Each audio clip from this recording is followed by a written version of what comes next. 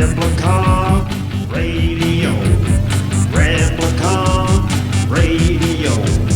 Talking shit with the juggalos on Replicon Radio.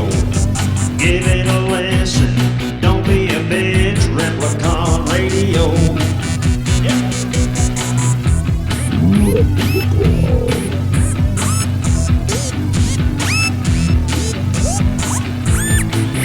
This is Replicon Radio.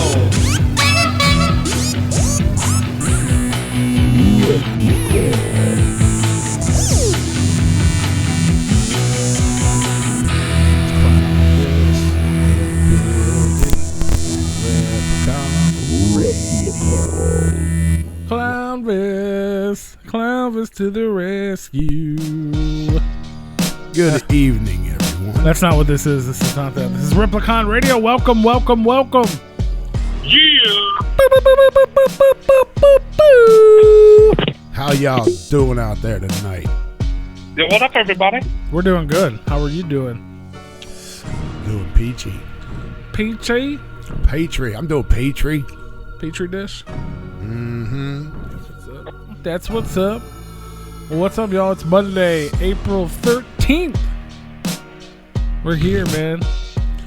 Yes. We made it another week. We're still alive. Barely. Thank God for that, right?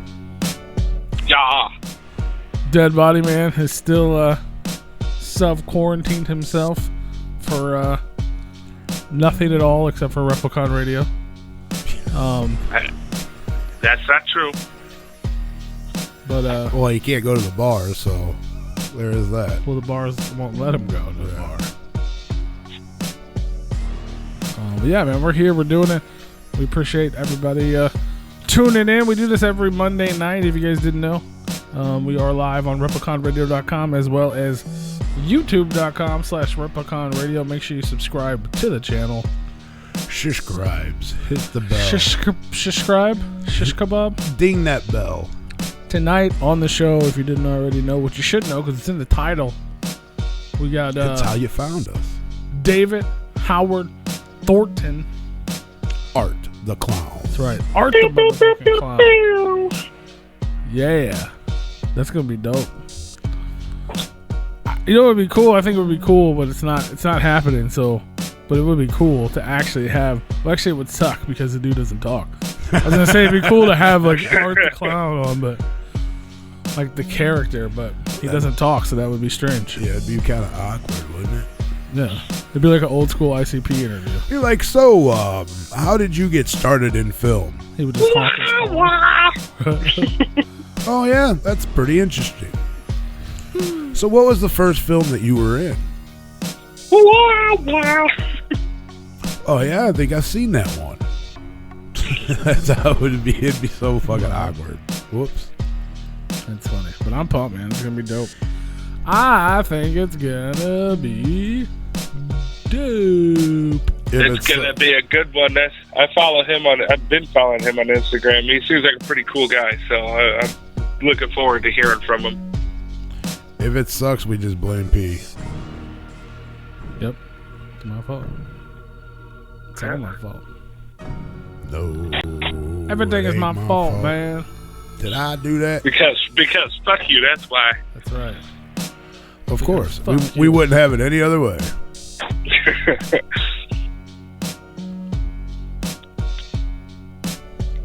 It'd be worse than having the teacher from the Peanuts on. Well, yeah, because they... Whatever. Womp, womp, womp, womp. It's actually pretty similar, I guess. What up? Shout out to Jenny Red for hitting us with that $1.99 super sticker on YouTube before the show even started. That's what's up. We appreciate Thank you, that. sir. We appreciate that. I didn't say that. But I know who did. Shout out to everybody else over there right now. Corpse McKinley, Dana, in the chat over on the YouTubes. Oh, yeah, I gotta load that up. Super chats are open. Super stickers are open. We appreciate all of it. Shout out to everybody over at Replicon Radio. Super everything is open. .com in the chat over there as well. We got 2 chat rooms. That's how fresh we are. Shout out to Heather. Shout out to Hey Merle. Shout out to Jason. Shout out to Big Roo over there. Happy belated birthday to Heimer. That was a few days ago. Yes, he did say that, Tether. He did say that. I think I was the only one to notice that it was his birthday. And I told him, hey, birthday, and everybody else jumped in on it, which, thank God, that everybody started paying attention to what Big Roo was finally saying. Oh, shit, it's his birthday. Oh, well, you just said it early in the morning. Everybody was still in bed. Maybe. I mean, it wasn't early in the morning. Probably like 5 or 6 or something. No, it was later than that. It was like 9, 10. 9s or 10s. Well, happy birthday to Hey Merle. Happy birthday to Cemetery Girl. Happy birthday to Princess Franny. All kinds of motherfucking birthdays going on. Oh, Happy birthday. And you might as well put Joe Christie in there. His birthday, too. Is it? Yeah. When? They have the same birthday? I don't think it's the same day, but I know it's like tomorrow or Wednesday. It's sometime this week. Mr. and Mrs. have the same birthday? If it's not the same day, it's definitely in the same week. Happy birthday in the pit. Yes, definitely. Happy birthday. Everybody else who's got a birthday out there and listens to Replicon Radio, happy birthday to you. Happy birthday. Happy birthday. Happy we're pretty sure Seamus happy is birthday. on drugs. He was on some sort of binge all night for 24 hours and did not stop talking to himself. So rest in peace. Did not stop making posts. Yeah. Rest in peace, Seamus. Or at least rest in peace to your sobriety, sober mind, or whatever. We love you. I'm sure you'll listen tomorrow. No more Roo Gang in there tonight? Jesus, I'm pretty sure he's in ashamed. some sort of drug-induced coma. I'm ashamed. And I don't know whoever the fuck Rocco is, but he don't like that guy. Is that what he said? Someone's coming for him or something? Yeah, he said, but he kept referencing a Rocco. I was like, is that the porn guy? I don't know. Like, Jesus, like, who the fuck is Rocco? I don't know, bro. Shout out to everybody who doesn't know what we're talking about because you're not a member of our Patreon, which means you don't have access to our Discord, which means you didn't have to watch Dude post for 24 hours straight. I know that sounds terrible, but you're actually missing out because it's a good time. So you should join our Patreon, patreon.com/RepliconRadio. But yeah, he was on some crazy shit last night. He's talking about how he used to date Rihanna and her real name is something. I don't even know, bro. I don't even know, man. That's my boy. I don't even know. Shout out to Lindsay in the chat. Thank you for the poop emojis. That's because we the shit. What the fuck is going on here? What? I'm going to do the mouth thing again. Well, I clicked on this like 18 freaking times. There we go. Dead Body Man. Yes. How's your week? Now you make. It's been going pretty good. Fantastic weekend. So celebrating Cemetery's girl's birthday and our anniversary. So. Well, happy anniversary as well. I forgot about that. Man, fuck your Thank you. anniversary. Thank you. Happy anniversary, by the way. Thank you, sir. But no, it was a good weekend. Yeah, we didn't, stayed indoors, even though you guys don't think I'm quarantining. I go to work and then I come home. That's it. Mm-hmm. Ain't nobody stopping at the gas station, no, are we? Well, when I need gas. Or we need drink. No, I don't get drink from the gas station. I wait and save any supply runs. I try to get everything done in one shot. I don't try to go multiple times to the store if I don't have to. Yeah, I got fucking lit all weekend. Nice. It started on Wednesday night. They're about to be dancing now. Went into Thursday. Started Thursday at 8 o'clock in the fucking morning. Then I went and played golf and drank at the course. Came back, drank more. Then Friday was just a shit show. Saturday was a shit show. That started at 10 o'clock in the morning. And then yesterday didn't start till 7 o'clock at night. And that was only a few beers for a couple hours. And that was it. That's a lot of drinking, buddy. It was night time. Yeah. Oh, yeah, dude. We fucking... What threw some fucking beers. Did you take days off of work last week? No, I was off Thursday. Oh, that's right. Good Friday. And Yeah. you're okay. So I definitely had a good Friday, that's for sure. Oh yeah, happy Easter to everybody as well. Yeah. We made it past. Happy Easter. Yeah, we loaded up the trailer to take to the dump Wednesday night and got shitty. Old friend of my parents came over to their house. He's not your friend anymore? Well, he is, but he's my mom. Now he's old. And I'm friends with his kids. Like, I went to school with his kids and shit. Ah. So they were over there, so we were just getting fucking plowed. And then Thursday, got up early in the morning and went to take the trailer down to the dump and dump all the shit out. Yeah. And started drinking beers before we did that. And then we went down there and dumped the trailer and came back and had some more beers. Beers, beers, beers. Beer's good. Beer's good. Beer's good. And stuff. I haven't drank since Super Famous Super Show. Damn. Well, you're not quarantining right. I didn't ignore you guys all weekend long. I think I said hi to I haven't you guys. been quarantined. I've been working every day. Nice. You out there throwing it down with the essentials. That's right. Yeah. Keeping it essential, fam. Thank you, Dana.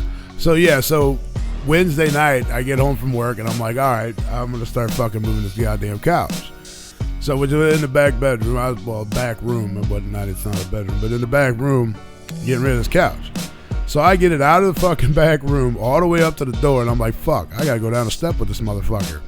How the fuck am I going to do this? I can't like bear hug it, pick it up, and walk through the fucking door. It's too big.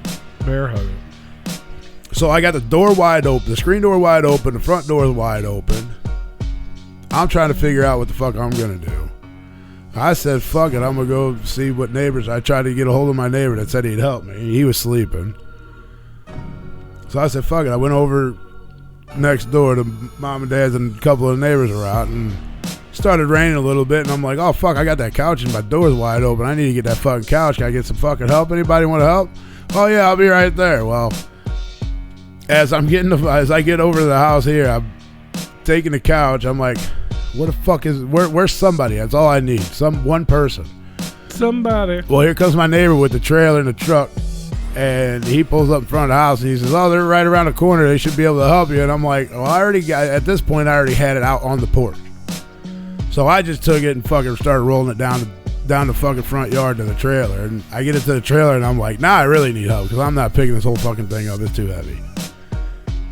One of the oldest guy in the fucking neighborhood comes over and says, oh, you want help with that? And I'm like, I don't know how else I'm going to get in the trailer, man, but I can sure the fuck try, I guess. I said, I made it this fucking far by myself. What the fuck I need your help for? He's like, well, fine, fuck it. Do it yourself. You did, motherfucker. And I'm like, no, man, I'm just joking. I would like some help. And he goes, I can pick it up. And he goes to pick it up. He's like, holy fuck, you made this look easy. And I'm like, dude, I rolled the motherfucker down here. I didn't pick it up. So we finally got it in there. But yeah, that was a fucking pain in the ass. You want some ice cream, bud? I thought about it the other day. I was The like, ice cream truck's here. man, it sounded good. I'm not going to play the theme song because YouTube will ban us. But he's here. But yeah, that was a fun, nice little workout, I guess. Yeah. It was fun. Sounds fun. I mean, I knew I could get it myself. I just couldn't get it up in the fucking trailer by myself. Up in the club. But I didn't know how to get it down the step, and I didn't want to like break anything. And then I was just as careful as I possibly could be with it, and I got it. Well, that's good. As long as you got it done, right? Yeah. And then I had a chair in the garage I had to get rid of. Finally got rid of that motherfucker, finally. Making room for new shit. Yeah. Yeah. What do you got? You got new stuff coming? What you got? I ain't got nothing coming. I don't know. There goes my headphones. Oh, man. There they go back. Oh, man. Oh, man. Oh, shucks. Oh, Oh, shucks, geez, man. Rick. Oh, geez, Rick. Yeah, so that was how my Wednesday went. And then Thursday, it was fucking, we went to the dump, and that was easy as fuck. Just all you got to do is just push shit out. You ain't even got to make it nice and neat. They come by with this big-ass tractor, bigger than your fucking house, and just scoop the shit all the way right to the back.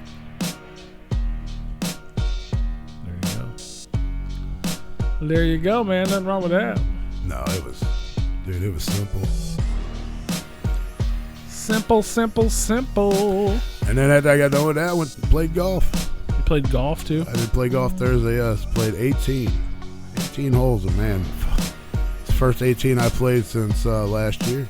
Social distancing golf? Yeah, had my own cart. Everybody was 6 to 7 feet apart at the tees. One guy in the tee box at a time.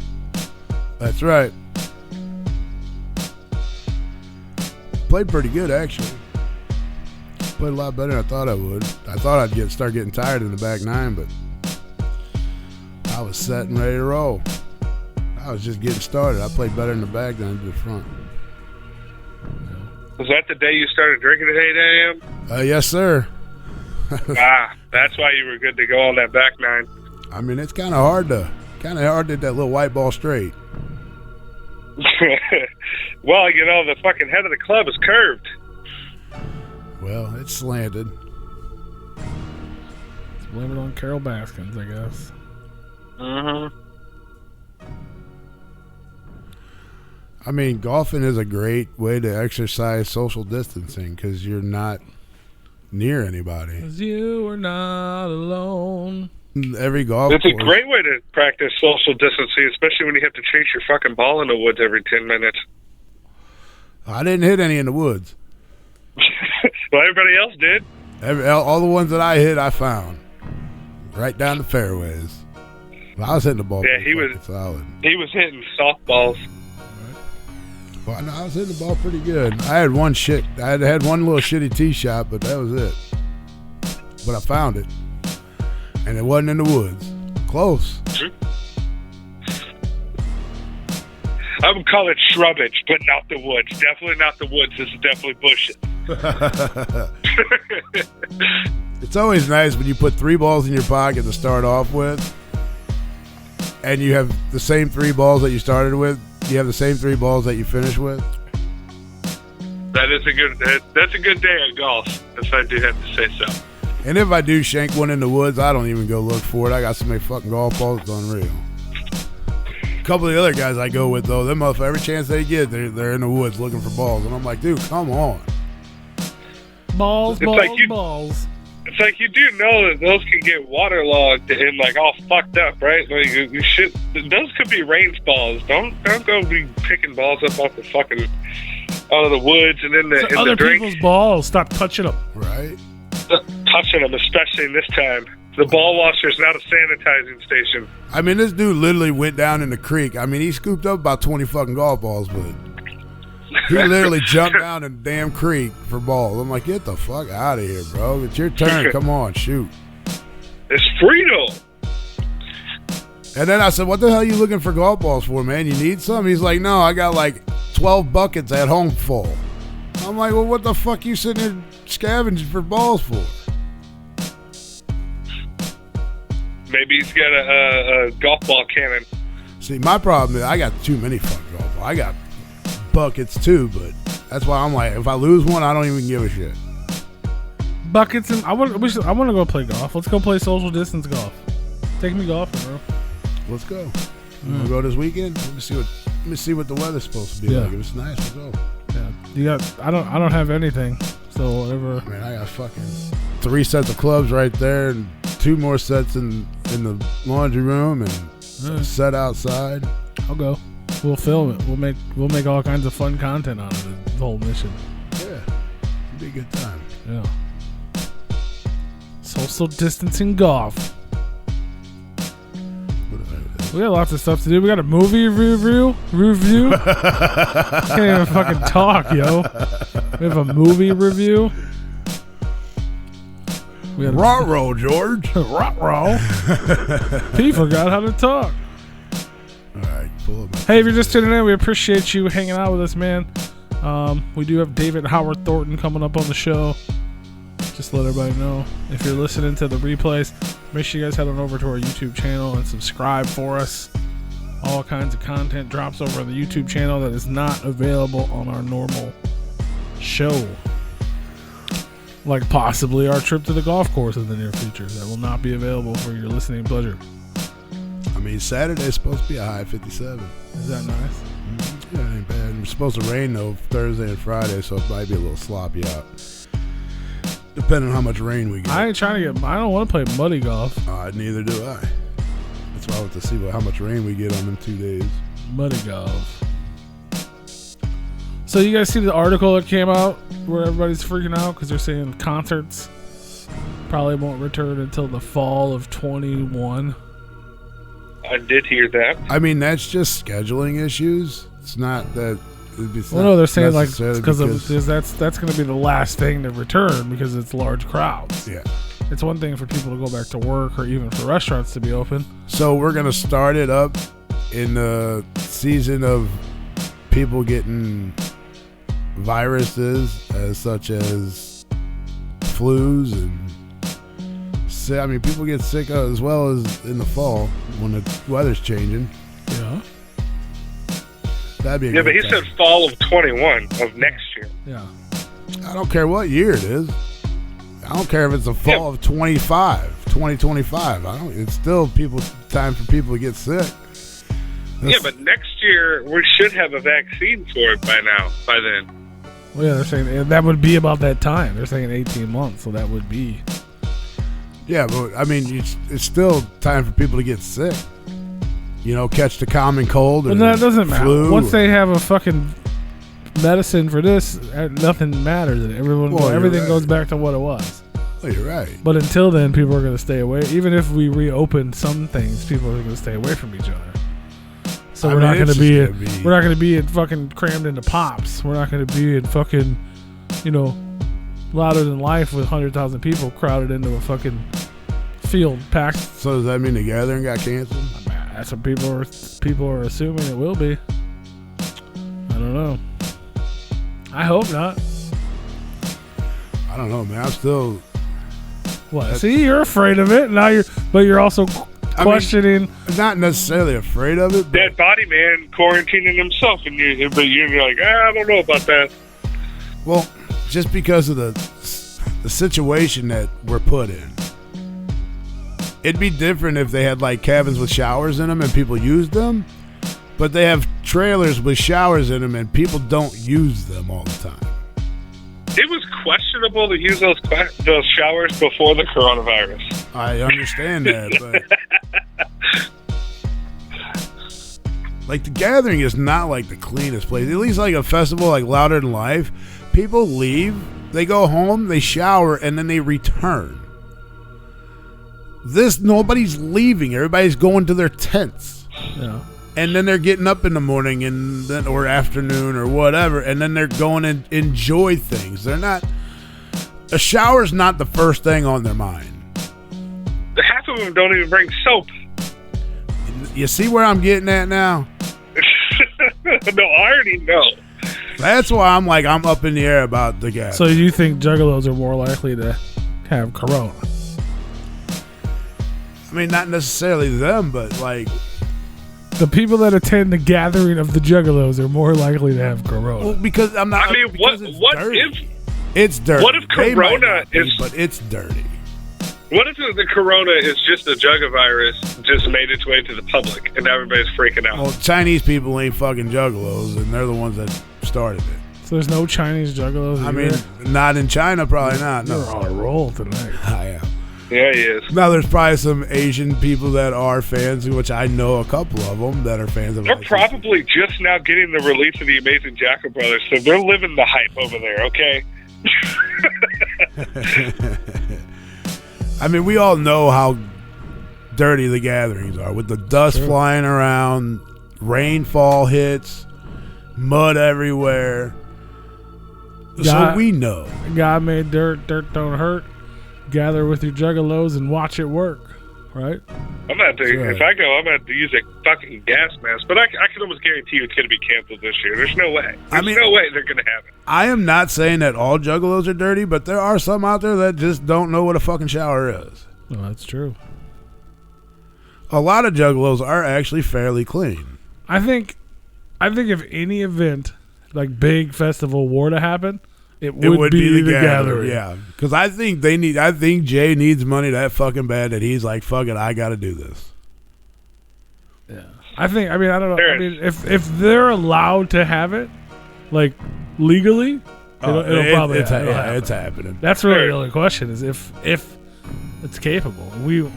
We won't know until the time comes. Probably fucking July or June. A couple weeks, yeah. Probably a couple weeks into July, they'll be like, oh, gathering's canceled for August. Isn't it August, like 1st, 2nd, 3rd, or some shit like that? Because right now, people are still thinking about doing shit in May. Yeah, no, I mean, sure. I literally was just watching the fucking press conference, and they're talking about trying to start slowly reopening things. May 1st. May 1st. Yeah, well, that's what the government's trying to get. They're trying to have the country back up and running fully by May 1st. Which, is that really a good idea, considering we don't have a vaccine for this yet? Or do we have a vaccine for it and we're just waiting for it to come back? Because we can get a vaccine as early as 8 months if we have something that works. It is very possible to get a vaccine for it within 8 months. Yeah, I don't know about that. But it's unlikely to happen, but it is possible.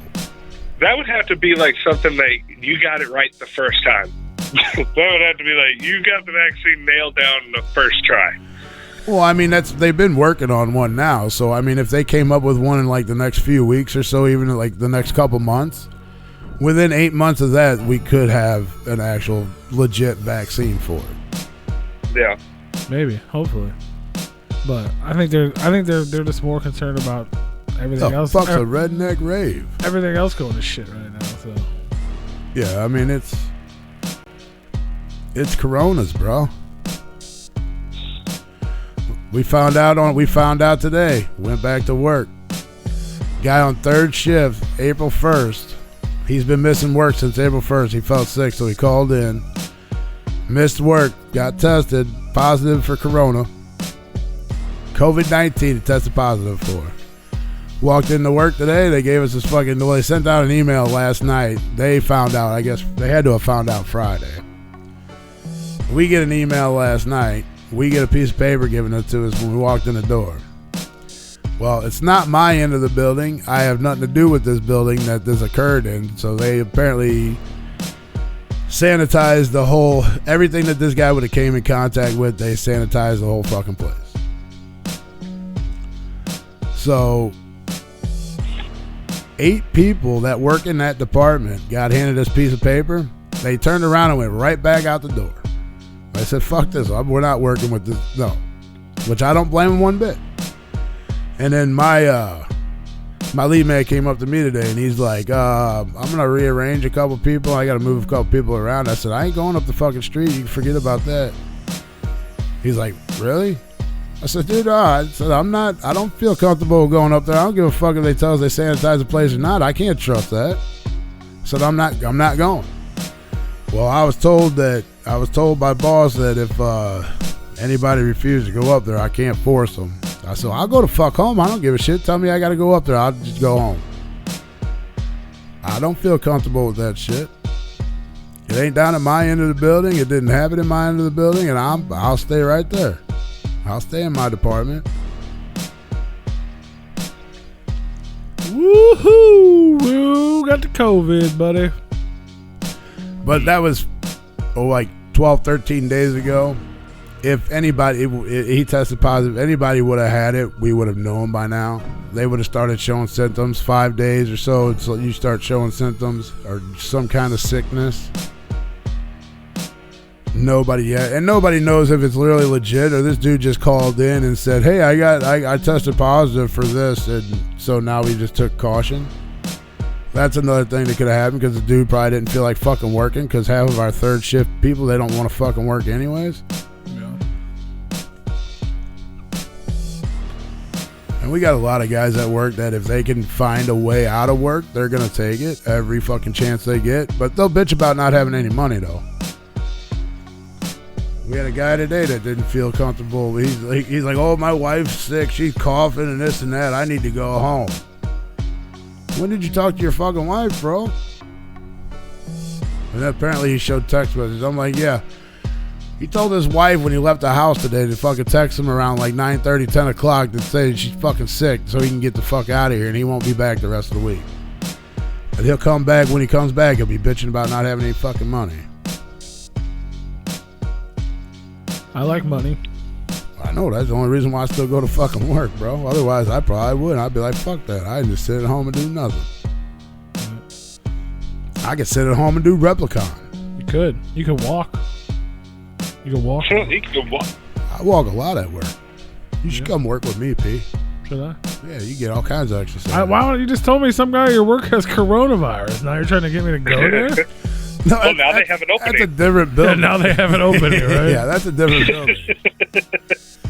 We already got Corn-Tony out of here. Corn-Tony. Corn-Tony. Like, And that's exactly why, because I never know when you guys are going to come in contact potentially with it. And Rue, thankfully, hopefully he didn't, but you don't know. No, if I did, I'd have been sick already. Like I said, that was like 13 fucking days ago. No. And he wasn't at work at all last week, so we would have definitely known something if he would have been. Some more people would have been sick if he just showed up to work. Yeah. But he did do the right thing. He felt sick. He fucking stayed at home. And that's what Corn-Tony's doing. how you spell Yeah. that? CORNTEEN? LGNA. LGNA. Right? LGNA. Isn't that how it's spelled, Tony? Like baloney? Oh. It's TOENN. It's KNEE, I think. Yeah. KNEE? Oh no. Yeah, it's TOEKNE. That's Tony. Yeah, it's Tony. TOKNE. TOEKNE. That's your Tony. I was talking about baloney. Tony baloney. It's LG. Blogna. Yeah. It's GNA, right? It's Blogna, bro. Yeah. Fucking Blogna. Blogna. Say it how it's spelled. Blogna. Ooh, look at that. Oscar has the first name. Is that Chris? Yeah. Where the fuck did that come from? That's crazy.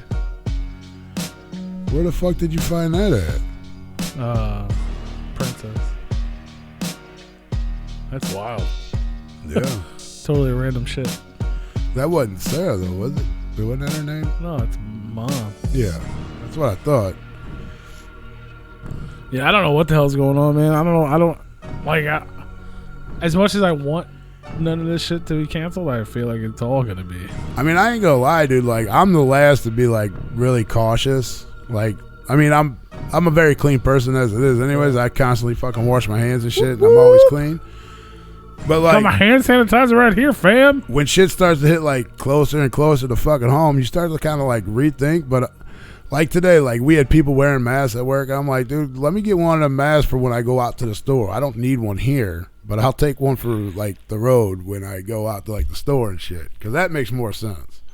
I was just telling Alex earlier that if Schnucks already said that they want people wearing masks if they come to the store, and I was like, I guess I'm just gonna start wearing a mask when I go grocery shopping, because honestly, out of all the things that I have to do, like to leave the house, like that's when I feel the most exposed. Like that shit, it gives like I feel uncomfortable going to the store because Walmart is so uncomfortable. Dude, Yeah. these people out here are so fucking ignorant. They don't even give a fuck. They'll bump shoulders with you. They don't care. Yeah, I had an incident the other day, and I stopped myself from saying something because they couldn't speak fucking English, so it would have been a waste of time. So I just sucked it up, and I got to the car and hit up some hand sanitizer, and then I felt a lot better. And sanitizer on deck, fam. My hands. I was lucky enough to. My hands are so dry. This shit hurt. It burns. Now the sanitizer burns. You were lucky to do what with who? So I was lucky. I found a bottle of hand sanitizer under my sink the other day. So I was like, "Fuck yes!" Fuck, Like you gotta a be careful. jug? You gotta be. No, it's like a small bottle of it. Not like the little tiny ones, but it's a decent bottle of it that it definitely doubled my supply. So I'm very excited about it. You gotta be careful on how old it is. Better check the date on it. if it smells like alcohol, I'm using it. It's all I got. Because the That's all alcohol, I got. the alcohol will evaporate out of it. Oh, I know, but it's better than nothing. Well, yeah, but If the worst case scenario makes me feel better, Yeah. even if it's not doing a damn thing. well, soap and water is probably a lot better if it's not. What's up, Casey, in the chat room? Yeah, we got Art the it's- Clown coming up in about 30 minutes. If David it's Howard Thornton. not. Well, it doesn't have a good amount of alcohol in it. Yeah, no, it started out with a good amount of alcohol, so who knows? Hold on, I'm trying to see what this stuff was I got. You guys heard of this? What's this stuff called? TheraWorks, something like that? I've heard of Theraflu. Yes, that's what I think I'm just confusing it with something else. I'm gonna tell you what it is. It's playing songs out loud in my head while I'm trying to look something up. Carol Baskin. Killed her Fucking Carol husband. Baskin. For everybody just tuning in, man, like I mentioned, we do have David Howard Thornton coming up shortly. He is the actor extraordinaire behind the Art the Clown character The terrifying Art the Clown. from Terrifier. I literally had not seen that movie until 2 days ago. Dude, there's actually 3 of them, I think. There's Yeah, an All animated Hallows one. Eve. Yeah, there's an animated one, and then I think there's one that kind of introduces them, and then there's one that's full on Art the Clown. Yeah. And they're working on a 4th one, but technically a 3rd, I guess. However you want to look at it. Yeah, but those, from my understanding, those ones don't count. Yeah, Like there's only All one Hallows that's Eve gonna. was like the introduction of the character, but then Terrifier was the actual the first real film, and all right, we're doing this now, and then they're doing Terrifier Correct. 2 and Terrifier 3. Yes, that is correct. So it's called, what I was looking for was TheraWorks. TheraWorks Protect. And it's it's brand there's like a military brand of it too, but this is like the original product, and like the military just licensed it. But it's antibacterial like lotion, but I guess there's no alcohol in it, but it still does 99.9% of all germs, and it's safe to like not The only, alcohol is what dries your hands out. well, I'm just saying, whatever this is doesn't have the alcohol in it, but it still kills 99.9% of germs, just like hand sanitizer. But it's also safe to use on your face, which is like the big thing now, because that's like the entry point of the virus. That's where it's always been. Well, I know, but you can't put hand sanitizer on your face Why? because it's really bad for you because of alcohol. Because it dries out your face. You can still use it. I think it's just not safe. This is safe to like. Well, if you get it in your eyes, it's gonna burn. Yeah. You're supposed to go to the doctor, but this is like safe. So, just letting y'all know, man. TheraWorks Protect is what it's called. Nice. You can buy it. It's available What? to purchase. Where? Amazon, the internet, wherever. Like you can buy. That's the point. That's the point I missed. I guess you can actually buy it right now. It's available. Yeah, that's the part you missed. 'Cause Yeah. I'm trying to get some of that. Yeah, because I don't want to run. When I run out of hand sanitizer, I'm gonna freak out. Well, then you're gonna have to Yeah, use that's soap why I'm and so water. happy to find I that. use soap and water, but I can't. I deliver fucking 50 people's food. I can't. I don't have a sink and soap in my car. Carry a bottle of water No. and soap, hand soap. That's way better I than don't know. nothing at all. Because people do that, Casey, in the YouTube chat. She said, why the fuck would you put hand sanitizer in your face? People do that. To clean your face, especially if you're in a panic. You shouldn't do that, but yeah, Like people if somebody panic. coughs in your face, it's okay to put hand sanitizer on your face. It'll do the same thing to your hands as it will to your face. I don't think it's okay. I think it's not okay. It'll be But- fine as long as you don't get it in your face or your mouth. I mean, it's not going to kill you. But this, well, yeah, I mean, I guess. But this stuff is okay to put on your face. Yeah, hand sanitizer is too. Just don't fucking eat it. Don't eat it.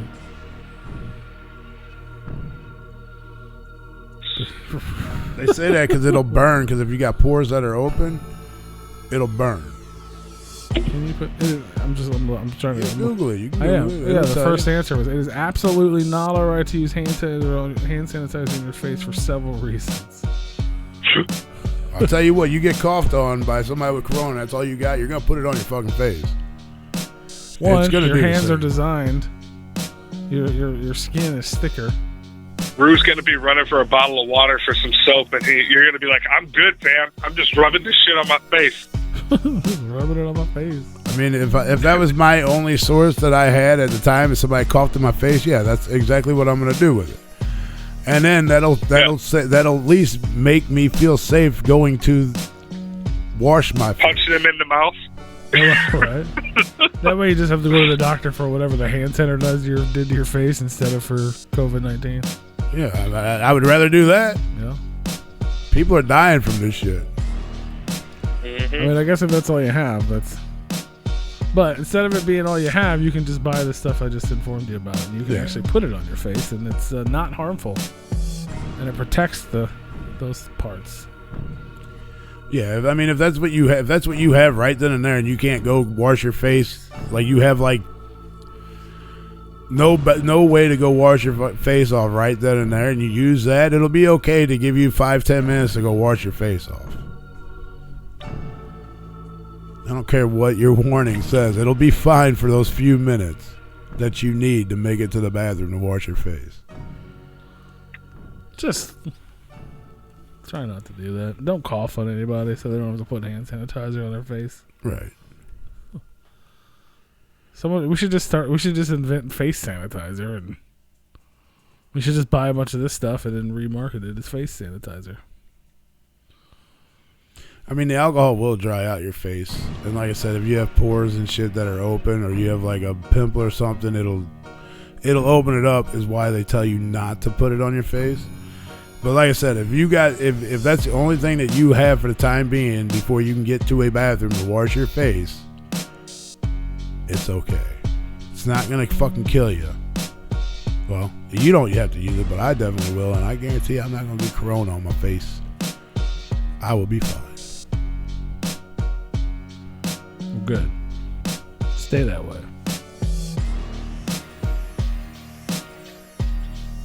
Stay fine. What else is going on, man? Just stop using hand sanitizer, period, so there's some on the shelf for me to buy. Oh, Everyone. no. That's what I think is funny. All these people that fucking like buy everything up. You can just sit at home with it? Yeah, and they're just sitting at home. Like that's fine and dandy, but you're gonna probably get more sick than somebody else, because we're gonna get immune to it because you bought all the shit up and we don't have anything now. So you're probably just gonna get sick, and I hope your ass dies because you want to sit there and hog up every fucking thing and not give it to everybody else to keep yourself safe and clean. Just wishing death on people, man. I don't give a fuck. I'm They're 100% ignorant. after all of this shit. I am buying the biggest fucking tub of hand sanitizer I can possibly keep in storage. Right? Like one of those, like a fucking tub full. What up, Kyle? How you doing, brother? Yeah, no, fuck that. Everybody that buys up all the fucking toilet paper, the hand sanitizer, and all the hand soap, go fuck yourself. I hope you die. I agree. It's annoying. I will come rob your fucking soap. I've been to Walmart more times than any human should since this happened. Right. And that shelf in particular, And like all the hand soap, hand sanitizers are right next to each other. And- that has literally remained empty. and all the for 2 Lysol's months. gone. And you know what, honestly, what I think they're doing? I think they're just not ordering certain things so they don't get a rush of people in and have a problem with it. So I'd like the You can't even Lysol's, buy it online though. like the Lysol's, the fucking hand sanitizers, and the soaps. I'm pretty sure that they're just not ordering. They stock it overnight, and then it sells out immediately in the morning. It ain't. That's It ain't. what happened. No, these. I've been in there in the morning time. It ain't never fucking stocked. Yeah, but They've what I had think toilet is hilarious, paper, but they haven't had any of the other shit. they've had toilet paper. I just bought some toilet paper. They were selling. yesterday. What was that the other day? Remember I posted that picture of like the shit ton of toilet paper, like right after it Yeah. all was gone. Well, now that same store was selling fucking individual fucking. I'm like, are you shitting me? Y'all are selling these individually wrapped like the gas station toilet Yeah, papers. what were they like? damn. four for $3 or Something like shit? that. But I'm like, damn, motherfuckers. I don't want that. Hey, any way that you could get a hold of it, though, I mean, I'm down with it. You know. Yes.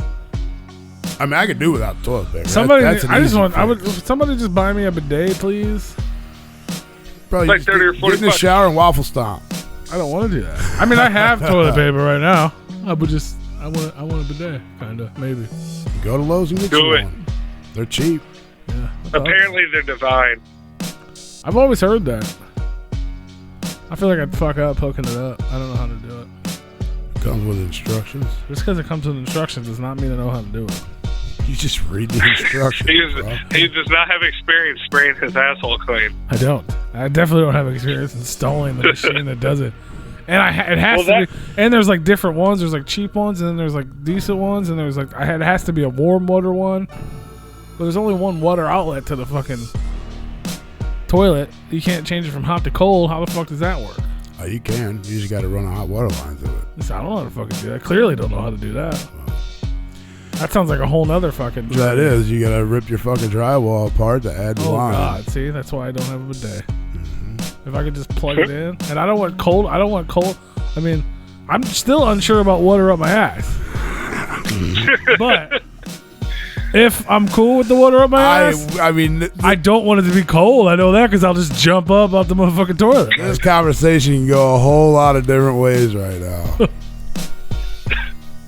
Holy You just jump up and clench so hard it just Yeah, sprays like, the fucking woo! feet. You know what I'm saying? Like, I've turned the cold water on in the shower just to like get a refresher or whatever. You know, they say it's good for you too if you like Have you ever freak your body out. Have you ever stuck your hand in the back of the toilet to like fix the, like if it doesn't flush all the way, you lift the lid Yeah, I'm up? not a big fan of that. Okay, well that water is usually room temperature, so it's not gonna squirt your asshole fucking ice cold. Yeah, but it's good. That's cold. It's good, especially if it's like, yeah, Especially if it's like, yeah. yeah. Right in your Like, whoa. right in your little brown eye, just beep beep. It's like a fucking Look little, at that. little laser. I mean, you gotta do what you gotta do, man. Like I said, the shower's right next to the shitter. I mean, so- I don't have to do it. I want to do it. Maybe. So it's not a need to, it's a want to. Yeah. I mean, it could turn into a need to, but right now it's a want to. Maybe. I want to try it. All I'm saying, man, is There's some that look pretty easy to install. You just lift the seat up and then you run the bolts through the bidet itself and then bolt the seat down. Yeah. And then you put a T in the water line going to the toilet. How do you turn that to warm though? That's my question. I've seen those easy ones, but Now see that I don't know. yeah. See, that's where the dilemma lies. That would require further details. If there's anyone in the St. Louis area that is 100% guaranteed COVID free and would like to come install a nice but affordable bidet into Freaky P's somewhat dirty toilet, I think I'm gonna light. I think I'm gonna shine. Motherfucker's not even gonna clean the toilet, you asshole. well, it depends on how soon they're gonna get there. Well, here's two. Here, I got two. Well, things. I need, yeah. I'm gonna lighten up everybody. I'm gonna brighten the light on everybody's face today. Oh, this With little light this? of mine. Okay, so we all go to the store. We all touch everything, right? Like shit that we're buying. Don't know who else fucking touched it. Don't know who sneezed on it. Don't know who coughed on it. But yet we still get our phones out. How many times you clean a fucking phone? A lot. I mean, honestly, I've wiped mine off, but it's not like I fucking clean it. I've slathered mine more in hand sanitizer more than I ever have before. But here's a thing that I do A when lot I go of to the people don't grocery even store. think about it. Mine gets the Lysol Like- wipes often. But here's what I do when I go I to have the grocery Lysol store. wipes, bitch. I'm the king. I'm the fucking king of the world. I got like 3 packs of them bitches still. Fucking tubes of Lysol wipes. So All over the place. But yeah, what you do is you go to the store and you have one hand that you dedicate for touching the cart and touching surfaces. Because I have my my grocery list on my phone. So I'll have one hand that just carries the phone, and the other hand just does everything else. I don't touch anything else but the hand that touches the phone, as much as I can help it. Yeah. So, also being at the store the other day, they're out of Lysol. They had toilet paper. Guess what else they had an abundance of? What? Fucking toilet bowl fucking cleaner. These motherfuckers ain't cleaning toilets?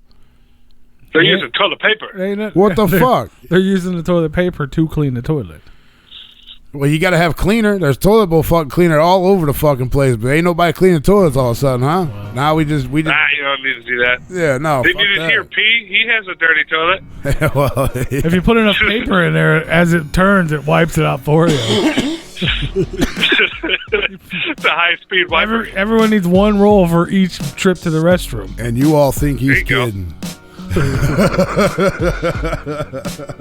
Madness. Yeah, I mean, just think about that though. You got all the the whole fucking shelf was full of fucking toilet cleaner. Why isn't that shit going? Like motherfuckers ain't cleaning bathrooms or nothing? Dude, there was so many scrubbing bubbles on that fucking shelf. Scrubbing bubbles don't. Jesus You can't put those Christ. on your face, Rube. Well, no, you can't put them on your But face. you could probably clean put your it on your fucking hands. toilet. It's a You clean your disinfectant. showers. You clean your floors with it. I don't know if it's safe to clean your hands with either. I don't know. Yeah, you spray. You're fucking using the rag to fucking or rag or sponge or fucking brush, whatever. You're fucking touching it. It's fine. You say you're using the rag to fucking what? Yeah, you're using the rag to wipe it up or a brush or whatever people use. Some people use a rag, some people use a brush, some people use sponges, which sponges are not good, not healthy The to shit fucking the use. shit that's missing is strange. I mean, I get that it kind of went once, but then it's like, all right, like refill it. And now all these Yeah, why companies, is it back? all these companies are supposed to be making this shit. Like liquor companies and all these companies are making all this hand sanitizer for everyone now. It's all going to the Where's it hospital. at? It's all going to the hospital. All bro. of it? Yep. The hospitals and the restaurants and all that stuff, it's going to essential businesses. It's commercial hand sanitizer. It's going to all the health facilities like nursing homes, hospitals. But I get it. Why isn't it back? Like, it's been long enough for it to at least start trickling back into stores. Why? Why is it back? Like Why isn't it? Anheuser-Busch is not making hand sanitizer to put on a shelf and sell it. They're actually making it to donate to hospitals and medical facilities. I gotcha. But I mean, if we the people that aren't in the hospital need to keep clean too, so they don't end up in that hospital, right? Well, yeah. And we also, I just found out, actually, one of our customers was on the news last week. Husky gas pump handles out in Pacific, Missouri here. They're actually going to they're switching over some of their machines or some of their departments to make masks for hospitals and health facilities, as well as still being able to put gas pump handles together. So I thought that was kind of neat. I know. Well, see, all the gas stations have hand sanitizer, big old jugs of it for me to use. Walmart's after I got all touch kinds something. of got them They were running out. sanitized They're running out rags. now too. No, they got the, for your carts. They got the those sanitizer are, rags. those are out. Those were out the other day, and they had a little Oh, pump they had by the door. they had That a- was out too.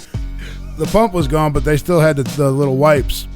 That was Yesterday. both out. Oh, maybe Yeah, they got more. yesterday they had the wipes. I know out. at one point they took them away and they were cleaning the carts themselves. Yeah, that was when it they were was like, that's clean. Those are clean for you. yeah, you can take that one, but don't take that one. They do that at Costco. You gotta stand Right, 6 they feet won't- apart. They count how many people go in and all that shit. Man, fuck them. Uh-huh. Because I walked in, and then they let the motherfucker behind me walk in with me. Like, bro, we ain't even 6 feet apart. You let me get through the fucking door before you let this cocksucker in. Fuck out of But here. see, that should be on his fault that he was so close to you. That's what I'm talking about. These ignorant motherfuckers, they don't even care. No, dude stopped me and told me to wait. So I waited my turn, and then he told me to go ahead, and he was supposed to stop the dude behind me, and he didn't. Well, the guy behind you should have fucking been self-aware enough to stop. Well, you're right, yeah, because they wait, like I said, like they were letting one person at a time. One person goes in, gets their cart, and then they go through the other door. Then they let the other person go, get their cart. 'Cause But my this dude, thing- well, I didn't even get my cart yet. This motherfucker was right behind me. Yeah, anytime I come close to, if I know I'm coming up on somebody and somebody's not paying attention and they're gonna come within that too close for a comfort zone, I stop and I'll take a step back or something like that, and I'll look at it and be like, well, are you gonna fucking go or are you gonna stop? What are you doing? Get the fuck out of my way. See, I fuck all them people, man. Fuck them. They ain't paying attention to what the fuck they're doing, and I'm walking. Fuck them. I ain't stopping. I'm just gonna keep walking my fucking path. Yeah, I used to do that before they could potentially give me the corona bit. But I mean, I will hold my breath and I will not fucking, like, I will turn my back to them as I'm passing them. Dude, I hate walking behind somebody. Like, even if I'm 10 feet behind somebody, like, oh man, I can't stand it. I'm like, I feel your breath going into my mouth.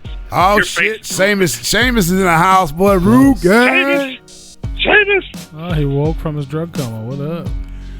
Yeah, we're going to have to... Perfect timing, because we're about to take a break. Yeah, we're going to have to hit you with a break, because we got to get our guests on the phone. That's right. For everybody tuned in over to the YouTube channel right now, you already see it on your screen. It says we're under attack. Please stand by. You're going to see a little spinny circle. The break... Sorry, Dead Body Man, for cutting y'all. The music break is going to be on Repliconradio.com, and we will be back with our guest, Mr. David Howard Thornton, Art the Clown. Yeah. I'm excited. Core and Tony, Dead Body Phone, will not be with us when we return. You want to say goodbye to the people out there? Any last words? Yes. Core and Tony? Yes. Mind your fucking distance with other people, everybody, yes. Okay? Because people are not going to do that for you, so you got to keep yourself safe out there as best you can. And I guess start wearing masks at the store now, if you have them. So, I'm not doing but, well, yeah. Anyway, so, yeah, no. You guys have a wonderful evening. I will tune into the chat. And love you everybody. too, sir. Love you guys. All right, we'll be back after the break. YouTube, you can head on over to repliconradio.com if you want to hear the music or just hang out for a few.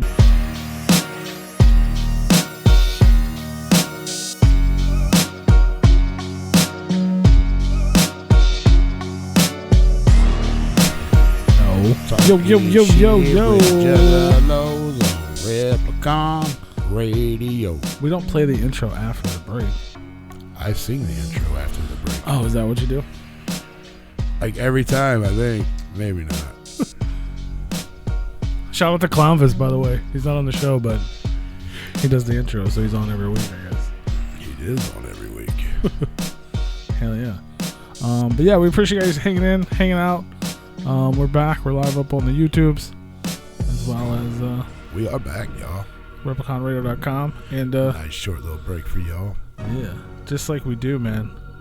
Every week we have special guests, and this week is no different. It is not. But I guess we just jump right into it, right? Yeah, we have Mr. So David just jump on into it Howard Thornton on the phone. That's right. You may know him as Art the Clown, or maybe for his voice acting and whatnot. But yeah, Mr. David Howard Thornton. How are you, man? Yeah. I'm doing good. How are you doing? We're doing good, man. We are doing good. Just enjoying our beautiful Monday evening here in Middle America. Yep. Is it Monday? I don't know anymore. Right? Yeah, man. What year is this? I do not know. Pretty sure it's still 2019, as far as I know. Yeah. Oh man, I wish it was. 2020. Yeah, it's like, you remember when we're all saying like 2019 sucks? Oh, it sucks. Oh, fuck you, 2019. Now we're like, man. Yeah. Yeah, right? Like, just take us back. Yeah. Or at least take us back Yeah, to like please. February. Jeez. Yeah. It really is still February, like basically. It feels like it for sure. Yeah. But can we just pretend all these months just didn't happen and be like, okay, let's just like pick up where we left off. Right? Absolutely. I wish we could, man. I really wish we could. It's I know I'm missing my sports right now, that's for sure. And you're out there, we were kind of talking about it for a second. You're out there in the heart of all this, man. And are you like you in New York City? Like in yeah, I live in Astoria, Queens, so it's just like we're right here in the heart of all of it. It's pretty bad. Like the place that has the most cases nationwide is just like a few streets away from where I am too, which is like, oh great, which is ironic. It's Corona, Queens that actually has the most cases. Oh, I'm wow. like, oh boy, Corona. That's crazy. you can't write this stuff. I'm like, oh my god. Wow, that's nuts, man. Well, hopefully you're staying safe. If I'd probably have my whole apartment wrapped in plastic and just be trapped inside, like. Oh yeah, I only go outside just to get like groceries and maybe do laundry. That's it. And I go out there with masks on, gloves on, all that kind of stuff. As soon as I walk in the door, I'm in there washing my hands. I'm just like, yeah, get it all off. Yeah, that's nuts. Nope, for sure. You gotta take all the cautions possible. For sure. You have to. And yet I see these. I was in the grocery store today, and I saw people walking around inside of there without any gloves on or anything like that. I'm like, okay, you stay far away from me. All right. Yeah, we definitely got to stay safe. Everybody out there, just stay safe. We'll get through this. Yeah. The safer, the better, and the sooner we'll get past it all. Hopefully, right? Exactly. Don't be like one of these foolish people going out to church and stuff like that, like people were doing yesterday. I'm like, what are you doing? Do it. Watch it online. Yeah, just watch it online. You can do it. It's a day of rest. Rest. Yeah.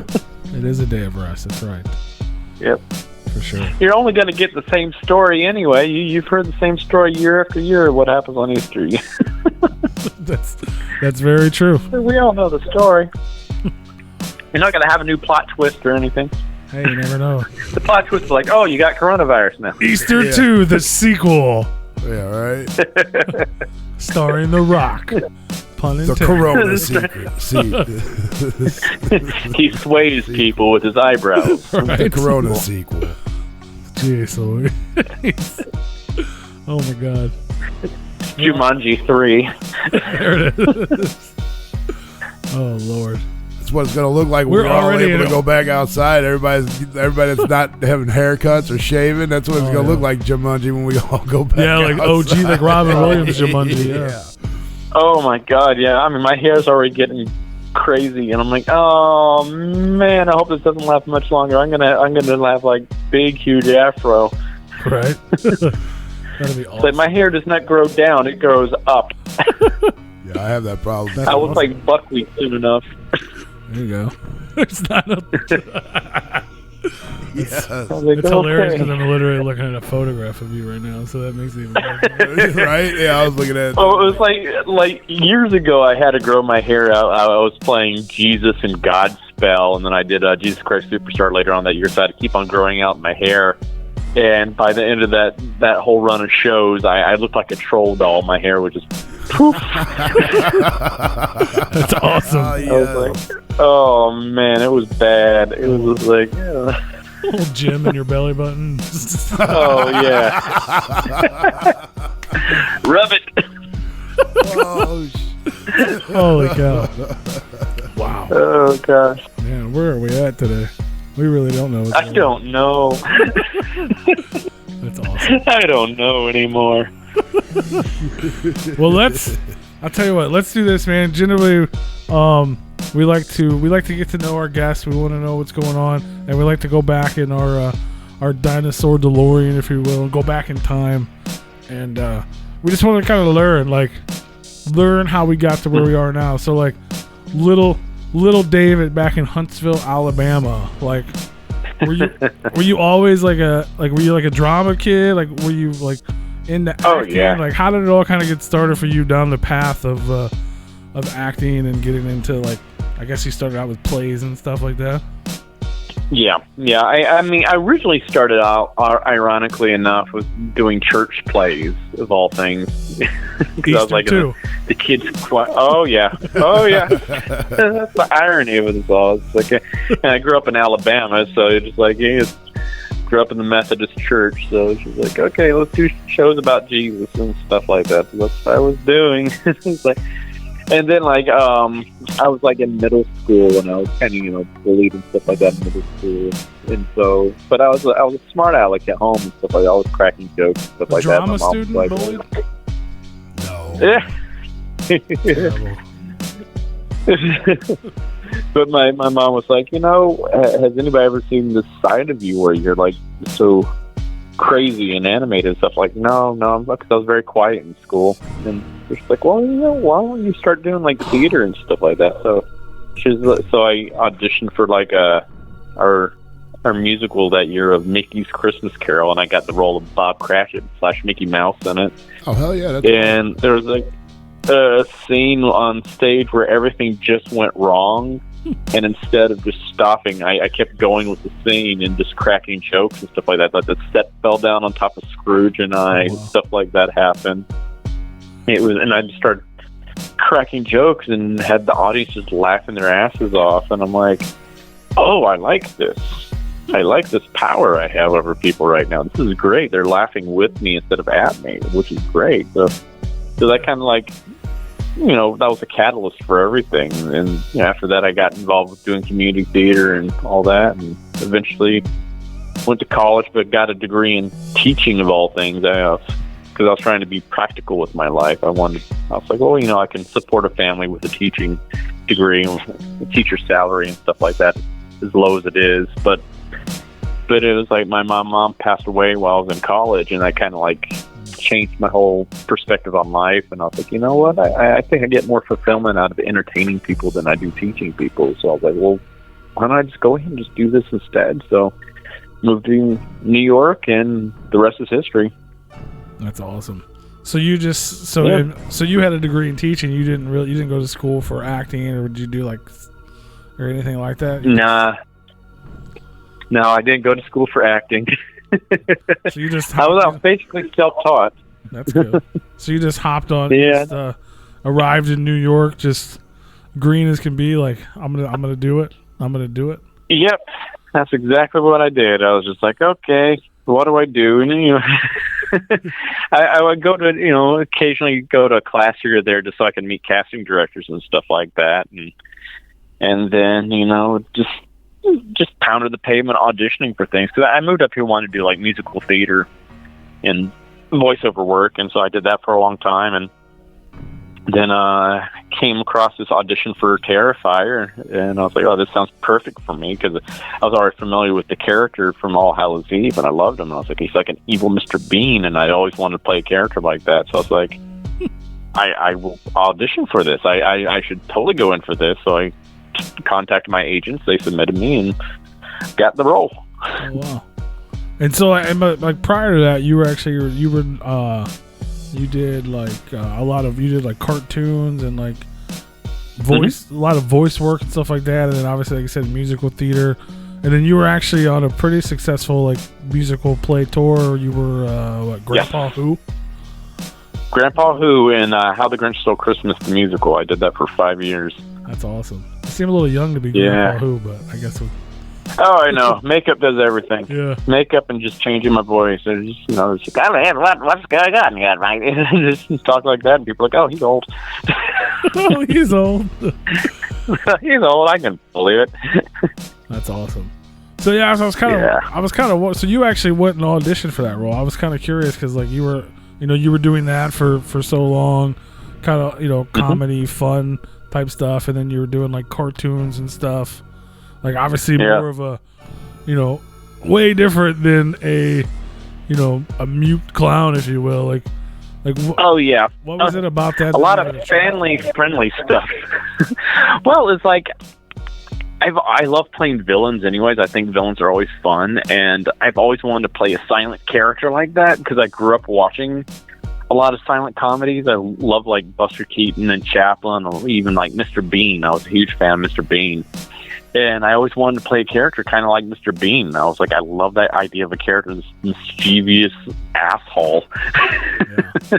So it's like, I would love to play that again. And Art is very much like Mr. Bean. He's like a very evil Mr. Bean. I was like, oh, this is perfect. I have to do this. Okay. That's why I wanted. And it was my first big film role. I had done like maybe extra work before in like TV series and like, but nothing substantial at all. So I learned a lot. I had to learn a lot about making movies real quick. Yeah, Mr. Bean was the shit I was watching. I used to watch that all the time when I was younger. That show was funnier than hell. Oh my God. I can watch the same episode over and over again of Mr. Bean. I'm still laughing my butt off. That's funny. it's just so brilliant. It's brilliant. Yeah, that show was great. Yeah, I can definitely see that. Especially, like, it's funny because when I look at art, I see like almost like an evil Charlie Chaplin, but then with your acting, I definitely get the Marx vibe. When like looking at a photo, it's like an evil Chaplin, and then like the silent, and then with the facial things and the eyebrow movements and stuff, it's definitely I can see that. It's crazy the combination. Yeah, I kind of like in my head have him. I have him like pictured in my head as like being the bastard child of like Freddy Krueger and Harpo Marx. I could totally see it. I could see that. For sure. So yeah, that's just that whole thing's crazy to me, from being like a voice actor into like your first major role as a silent character. Yeah, it's a little bit ironic. For sure. But it's awesome. It's like I do over 200 voices, but like what I'm known for is being perfectly silent. That's awesome. But that just, it Go just adds figure. to your acting for sure, because that's to be such a, I don't know if I would say loved character. I don't know, how do you put that? I don't know if people necessarily love him, but they do, I guess. Yeah. He's a bad guy, but people love him, and for not saying anything and be so well loved, that's huge. That's a huge accomplishment. So. Well, thank you. I'm pretty happy with how he's been received. So, you said you were familiar with art from the All Hallows, like you had known about All Hallows Eve, and you knew about the character and stuff? Yeah. I had seen like the short like a year or so before online, because like it was one of those things where it was one of those like scary clown things people posted, and I was like, oh, well, who's this character? And I was like, I wanted to look him up, and I was like, oh, he looks interesting. And I watched the film, and I was like, oh, this is fun. Yeah. No, that's super cool. That's crazy that they, it turned into what it is. Like, so when you and, like, Damien, I guess, linked up, like, what was the, like, I was trying to think, like, obviously they had someone playing the character prior to this version with the All Hallows Eve. So what was it? Was there something about your guys' connection, or, like, do you even know, like, why, like, you were the one chosen and why you are now Art the Clown and not I don't even know who the director. I think it was my audition. It was just because I was asked to improv on the spot a kill scene. I was given nothing in advance, and they just told me when I walked in the room, they're like, I want you to just come up with a scene where you decapitate a guy.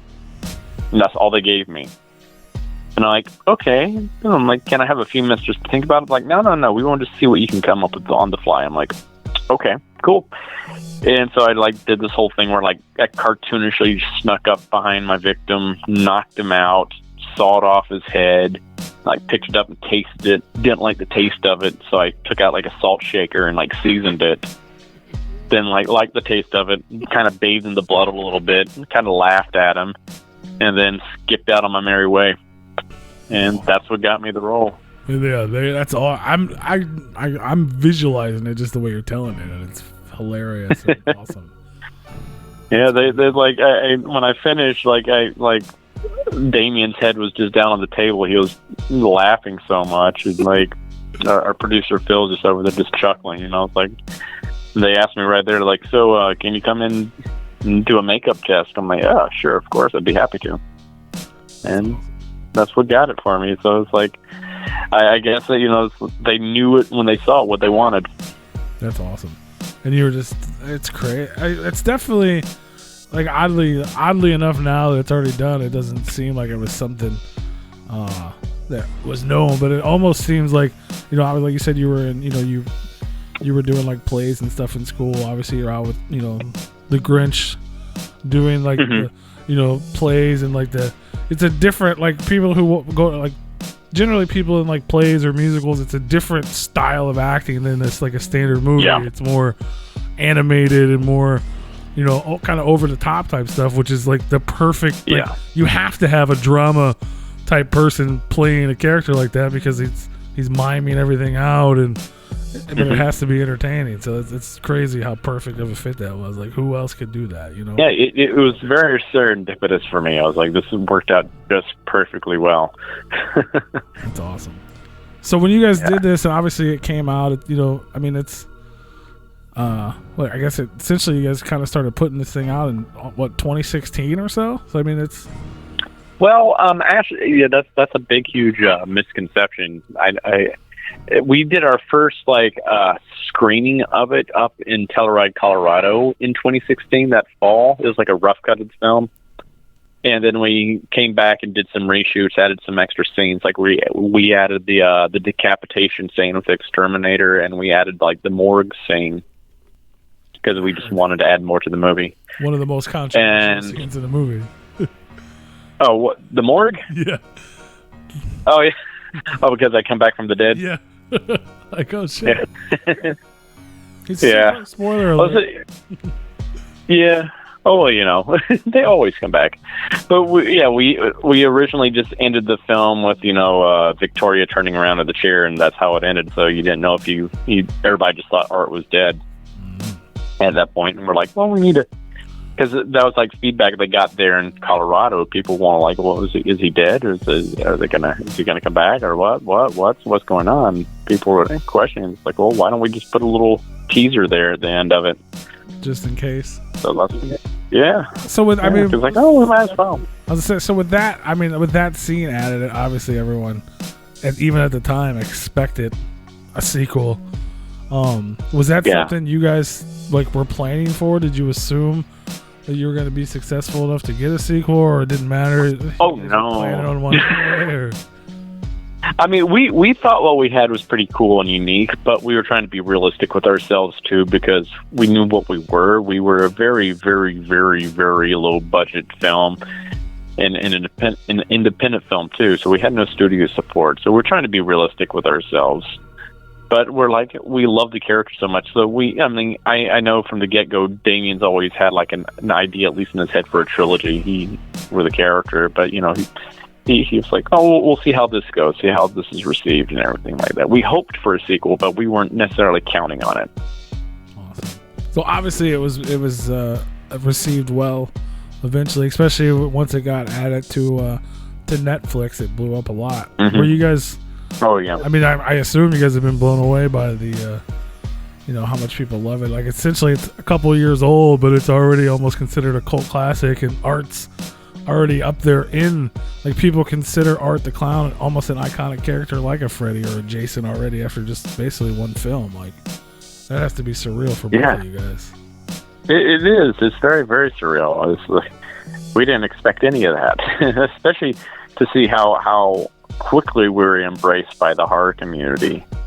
It was just wow, this is amazing. It's we were actually talking to Heather Langenkamp last summer, and she was even remarking, she's I've never seen people glom onto a character so quickly before. No. She said it took Robert about 2 or 3 films with Freddy before people really, glommed onto Freddy the way they have already glommed onto Art. I'm wow, that's pretty cool.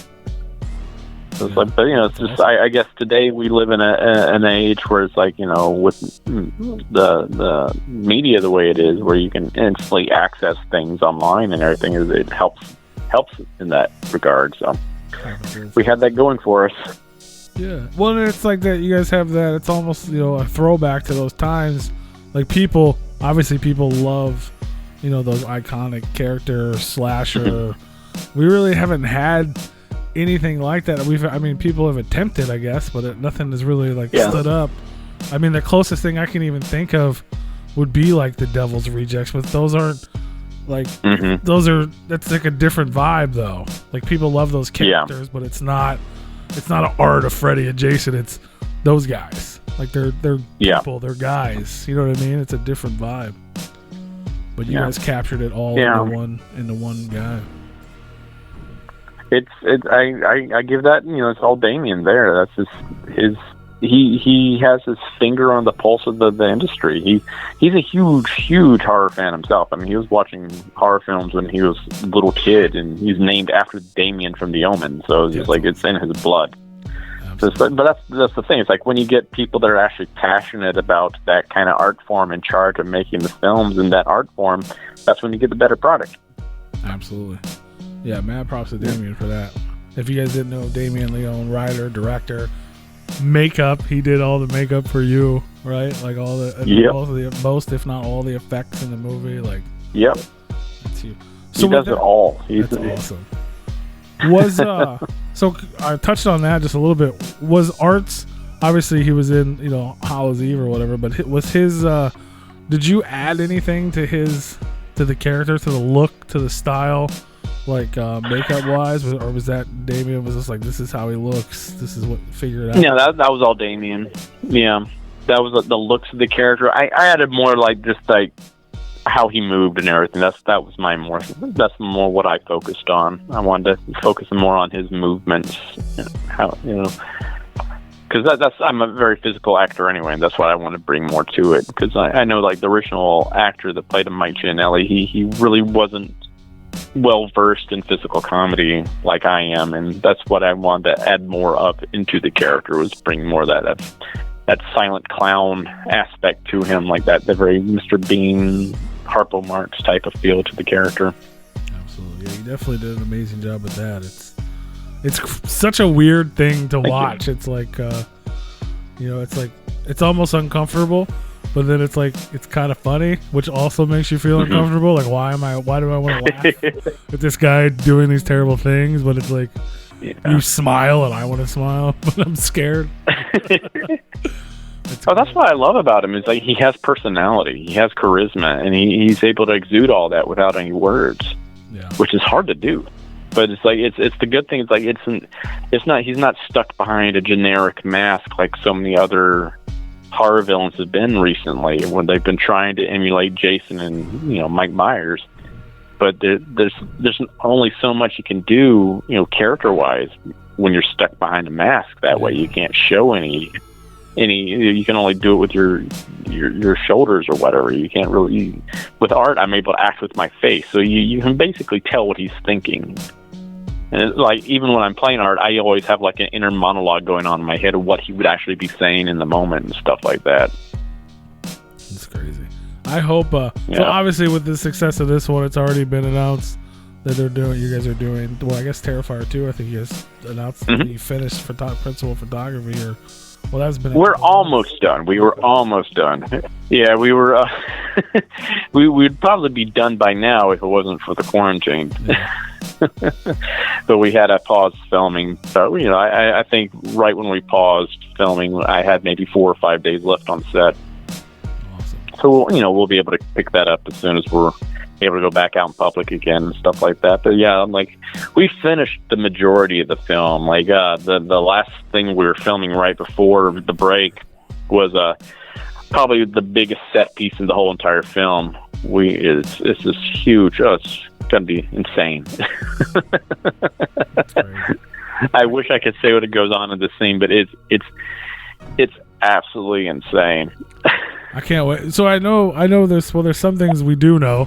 I don't know how much you can say or not, but I know some things you guys, or at least Damien or you or whoever, have talked about maybe at conventions and stuff. Obviously, we're gonna get a little more supernatural with Art coming back from the dead.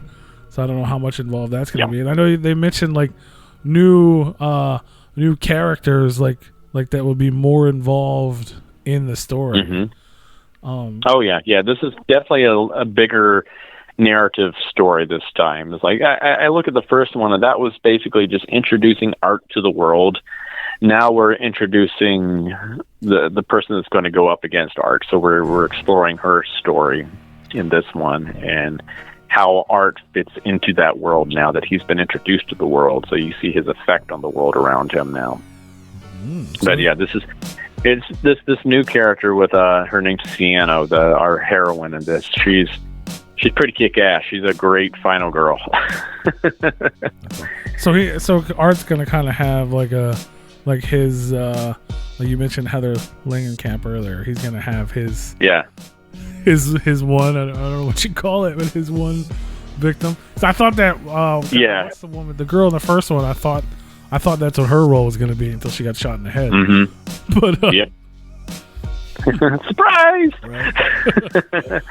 Yeah, but this one, Sienna's this character, she's badass. She's not your stereotypical just damsel in distress at all. She holds her own. It's just like She and Art get into it really good. I can't wait, man. I'm excited. I mean, yeah. I honestly just watched the movie recently. I didn't. I hadn't watched it when it was super hyped, so it's like still fresh in my mind.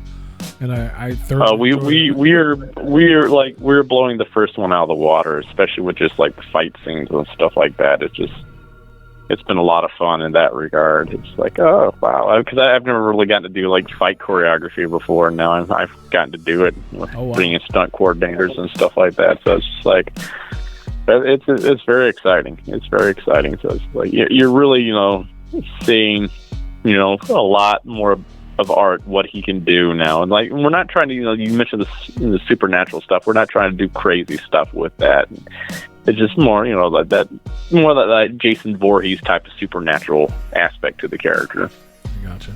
He's just a little more, maybe a little more powerful than we may have thought. Than just like a homeless, janky clown with a trash bag. Yeah, he's a little more badass. Yeah, he can take a licking. That's for sure. I'm excited to see Art the Clown doing some ninja kicking and shit. That sounds awesome. Oh, it is. It's been fun. It's like, oh shit, I feel awesome. I guess you, but him is very tall. Like, are you? We saw you. We actually were out at Astronomicon and we saw you, but I feel like Art the Clown is way taller than you are. Like I was, I guess it's just the cop. It's the hat. The hat makes him look. Is that what it is? The hat. Yeah, it's the hat. It's the hat. It makes him so much bigger. Like that's crazy. Yeah, I can't wait, man. Yeah. I know you guys are doing 2 and 3. Is there obviously you can't talk about the movie too much, but is there any sort of like backstory or origin or anything going on? I know you guys, this is more of a plot driven than the first one was because it was kind of an intro, but it wasn't really an intro. It was more of a just like, here he is. We don't know why. Yeah. Is there? We're still wanting to keep a lot of mystery to him, so we're not going full throttle with his backstory quite yet. But there are some clues here or there if you know where to look. I gotcha. That's all I'll say. So yeah, it's like if you're really observant in some certain scenes, you can put some things together that happen in part 1 and stuff like that too that lead more into his background that we'll explore probably more in part 3. That's awesome, man. I can't wait. That's exciting. Yeah. It's exciting to know it's exciting to know as a fan, and I'm sure it's even more exciting as a working actor and as a director and writer for Damien to be able to plan for that trilogy instead of it come later. You know what I'm saying? Like some people make a part 2 with no intentions to make a part 3, and then you end up with some weird ass part 3 that doesn't make any sense. The turtles go back in time, and nobody knows why. Yeah. But you know what I'm saying? But now you get to actually fulfill, a proper story and plan for things and make for an epic. And I could only imagine what you guys have in store.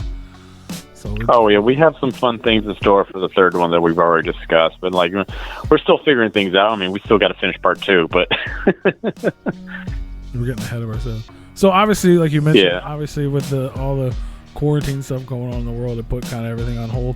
Do you have any sort of like tentative possible release or at least something for? Well, we've been hoping for an October release this year. Who knows if that's still going to happen or not. I know right now Damien is very busy editing everything that we've already filmed, so he's trying to keep us still on track. He's basically doing the stuff now that he was going to have to do a few months from now. So he's like, okay, so whenever we film the stuff to finish everything else up, he can just put them right in where he needs to. So that, he's not wasting any of this time. He's trying to make the best of this time of being able to just focus on doing that right now. So we'll see. I mean, that's what I'm hoping. Hopefully. Because it takes place on Halloween, so ideally we would like to release it around that time. But, also that comes down to like what we get for distribution and stuff like that too. Yeah. Hopefully, things get back to slightly normal and maybe people can go to theaters again and you guys could be in the theaters for the first time. Yeah. That's the thing. I'm wondering, you know, how this whole virus is really going to affect the movie industry in that regard. You know, I read recently that the AMC theaters might be closing down, and I thought, wow, that's big. It's like it's because, you know, a lot of movies that are releasing now, instead of going to theaters, they're doing these digital releases. Like they just did that with the Trolls World Tour movie or something like that. And I heard they're talking about doing it with Wonder Woman and like wow, and Black Widow. Like Marvel's even debating. Wow. Yeah, like they haven't said for sure, but they're debating on like releasing it on Disney Plus or something like that. Like I kind of hate that though, because it's like I think that's part of the, you know, the experience is going to a theater with a whole big crowd of people and watching. And there's certain movies you want to see with a big crowd of people too, like horror films especially. You got to see those with a big group of people. Yeah. No, absolutely. It's an experience.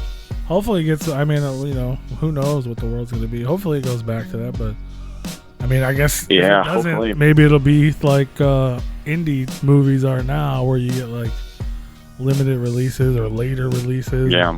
Maybe next year we'll all go see Terrifier at a midnight screening or something. You know what I'm saying? Like, I don't know. Yeah. Who knows? Whatever it is, Who we'll knows? figure it Everything's out. so up in there. Yeah, we'll find a way. We'll find a way. To Exactly.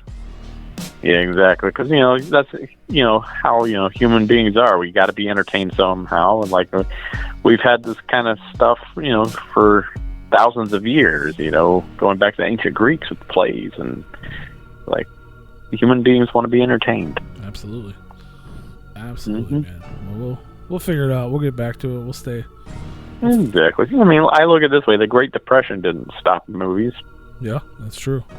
That's very true. That's actually, that helped people throughout the Depression, was going to the movies to help people deal with it. Yeah. So, No, we need it. Yeah, people need. I don't. Yeah. I mean, maybe Art the Clown will save us.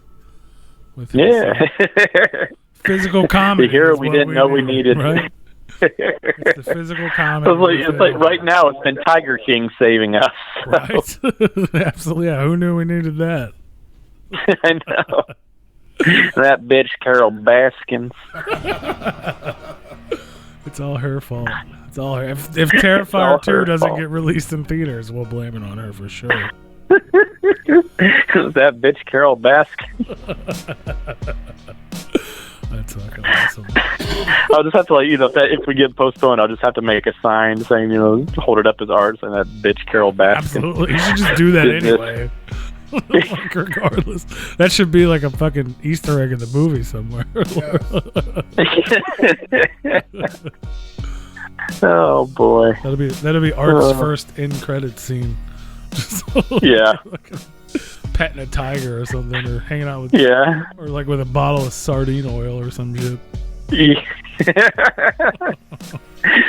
just see a little thing of like a crown made out of flowers sitting on the ground. It's like, right? Just shrugs. Hell yeah, that's funny as hell. That's perfect. Damien, if you're listening, add that to the movie. So obviously, with the success of art, people have kind of been looking into all your other stuff, and a lot of everybody's talking about you playing the Joker on the what was it, the Nightwing? Nightwing Escalation. Yeah. What? Obviously, like you said, you like villains. How did that whole thing? How did that whole thing come about? Obviously, it's getting it's a fan. Yeah, it's a fan-made production. It's like the only time we get to the film is when all of us can actually get together and film, which is, it's been about 4 years now since the last time I filmed. So I'm like, and we still have to finish it. So it's like, well, we'll get there eventually. We were actually supposed to film like part of the finale last fall, and all that fell through at the last minute. I was like, dang it. But it's still a lot of fun. I mean, I love the character. I've always wanted to play the Joker. That's always been like a dream role of mine. So this is a great way to be able to do it. But, you know, I'd still like to play him on a bigger venue, you know, like do him like maybe on like a TV series or a film. But more I think I'll be happier to play him in a TV series, because that way I could really focus more time on him, build him up more. Then you have a whole season or 2 or 3 or 4 to develop him instead of over like a 2-hour movie. So Yeah. I prefer that. That's awesome. Yeah, I've seen a lot of people were talking about that, and then it's crazy because you're doing the YouTube series as the Joker, but then you were played like a janitor or something on the Gotham TV show. It was just kind of Yeah. I created Solomon Grundy on Gotham. Oh, that's awesome. That was kind of cool. Yeah, it's like I was just like Grundy. orderly. Yeah, it's like they're like these 2 orderlies that are like basically ordered by the mob to dispose of Butch Gilzine into the Slaughter Swamp, and so we're just making fun of the guy and stuff like, yeah, he's like in a coma, and we just dump his body into the swamp, and he becomes Grundy. Well, then maybe they might have to bring you back someday for a spinoff, and you can play That's a I would love to. That's I didn't even realize that. I just thought I thought they said he was like a small part. I mean, it was a small part, but that's a big character in DC, like Solomon. Yeah, it was like. Well, originally they wanted it like after we filmed that night, the director was like, "Oh my god," because like the other guy and I, we had so much fun playing off of each other. We just had everybody cracking up on set, and they're like, "Man, we need to bring you guys back." It's like, we wouldn't be happy to come back. It's like, have them come back and make him us as henchmen or try to get revenge on us or something like that. And they're like, well, we might make that happen, but it never did because they ended up killing off the character. And I was like, damn it. Terrible. Like, bro, I'm Solomon Grundy. I'm part of the freaking Legion of Doom. Like, I was in Suicide Squad. Yeah. It's like, you gotta bring me back. What's wrong with you people? Yeah. Grundy's a great character. And the actor that played him, Drew, he was awesome, dude. Awesome dude. So yeah, it was fun. That's cool. All these villains. It really is your thing, I guess. So after the success of Terrifier, obviously being your first major film, is there like did like the horror community or other people come and knock in? Like, is everybody trying to stick you in a movie now? Like, is there any more projects or anything along the way that you think about doing or working on? I've been approached by a lot of people. A lot of things have fallen through, unfortunately, but because that's just the nature of the business, it seems like. But I'm going to be filming another film, hopefully later on this year, called Stream, and it's with a lot of the same crew from Terrifier. They're our Fuzz and Lens guys, the janitor, not the janitor, but the exterminator that I decapitate, Mike Levy, and the 2 cops. They have their own film company called Fuzz and Lens Films. They did like this movie called Abnormal Attraction that came out about a year or so ago, which is hysterical. But they had this really cool idea for at least a trilogy for a horror film, and they want me to be one of the characters in. So I'm going to be filming that later on this year. That's going to be a lot of fun. Awesome. And yeah, there's possible some other projects too. I'm hoping my agents get more on the ball once this quarantine's done and finished and stuff like that, and we'll see whatever else comes. I have a feeling once Terrifier 2 comes out, that's probably going to open a lot more doors for me. For sure. Yeah, it just seems like after the success and such a big character, it just seems like everyone would be like, David, get in our movie, do it for us. You'd think. I'm still waiting for Hollywood to be like, hey, come on out. I'm like, please.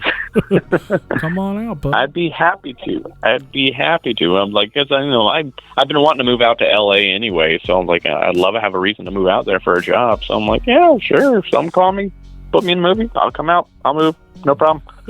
After all this, I'm sure you definitely are ready to get out of the New York area for sure. Oh, yeah, a little bit, yeah. It's like, yeah. Well, I can't wait. At least, if I was quarantined in California, I would probably have a backyard I could go out and just enjoy the sun and stuff like that. Here, I'm just like, I don't have any of that. All right, a little beach, maybe some hanging on the beach. There you go. Yeah, I was like, I'm kind of jealous of my girlfriend. She's been stuck down in Florida with her family, so she's down there, and she's like, oh yeah, I'm just going out to the outside, and I'm like, I hate you right now. Right. Like, I love you, but I hate you. Just hanging out, relaxing in the sun. That's crazy. Yeah. And I'm like, yeah, it's rainy and cold here, so. That's awesome. So we got Terrifier 2, hopefully October, if everything goes perfect. You said the other one's called Stream that you guys are working on? Stream, yeah. Stream. Yeah. Sweet. Awesome. It's I wish I could say more about it, but it's an awesome concept. I don't think anything's been done like this before, so. Sweet. Something cool to look forward to. And that freaking guy, the ding janitor with his Got damn my headphones on. Not fucking. Yep. If he'd have took his damn. Oh, it's not that guy. It's the other guy. The one where I saw off his head. Oh, okay. The in the pizza place guy. Oh no, he's the one that comes in like finds the baby doll, and then I creep up behind him, stab him in the head, and cut off his head with the machete. Okay. I was thinking of the freaking headphone guy with his damn headphones on. He can't hear nobody. Oh yeah. Terrible. Yeah. That's awesome. Let me see. I got a couple more questions for you here. Oh, Jason in our chat. He said, "Can we get a Killjoy versus Art the Clown movie?" You familiar with Killjoy the Clown? Sure. That would be awesome. That's like 10 years from now, probably. Like when it's like the Jason versus Freddy, we'll get Killjoy versus Art. Have all these clowns just go up against each other. That'd be fucking sick. That'd be crazy. I mean, Pennywise would be the easiest one to defeat because we just all make fun of him. Right? He's like, yeah, you're a loser. You suck. No one thinks you're funny. Oh, you guys. Right? Who else? I guess that's. I don't. Vulgar. I think Vulgar would be a pretty fucked up one. Are you familiar with Vulgar the Clown? No. That's obviously I'm sure you know Kevin Smith, but it was what's that guy's name? Dante from Clerks, Brian O'Halloran. Oh, okay. Him, I think it was him and one of the guys from Comic Book Man made a movie a long time ago, and it's like this fucking deranged fat clown. It's fucked up. It's like super dark, super dark. Oh, that's great. That's like that movie Stitches. I love that one. That's one. That was a good one. That cracks me up. You gotta know. I love that movie. I feel like you like be like playing Art the Clown. You have to you need to have like a notes in your pocket about all the other clowns that have been portrayed. Oh yeah. I have like a little encyclopedia up in my head of all these other past clowns and stuff like that. Yeah. What were you gonna say, Rue? I don't know if you were gonna touch base on this, but in Creepy Clown Time, how was it working with Sid Haig?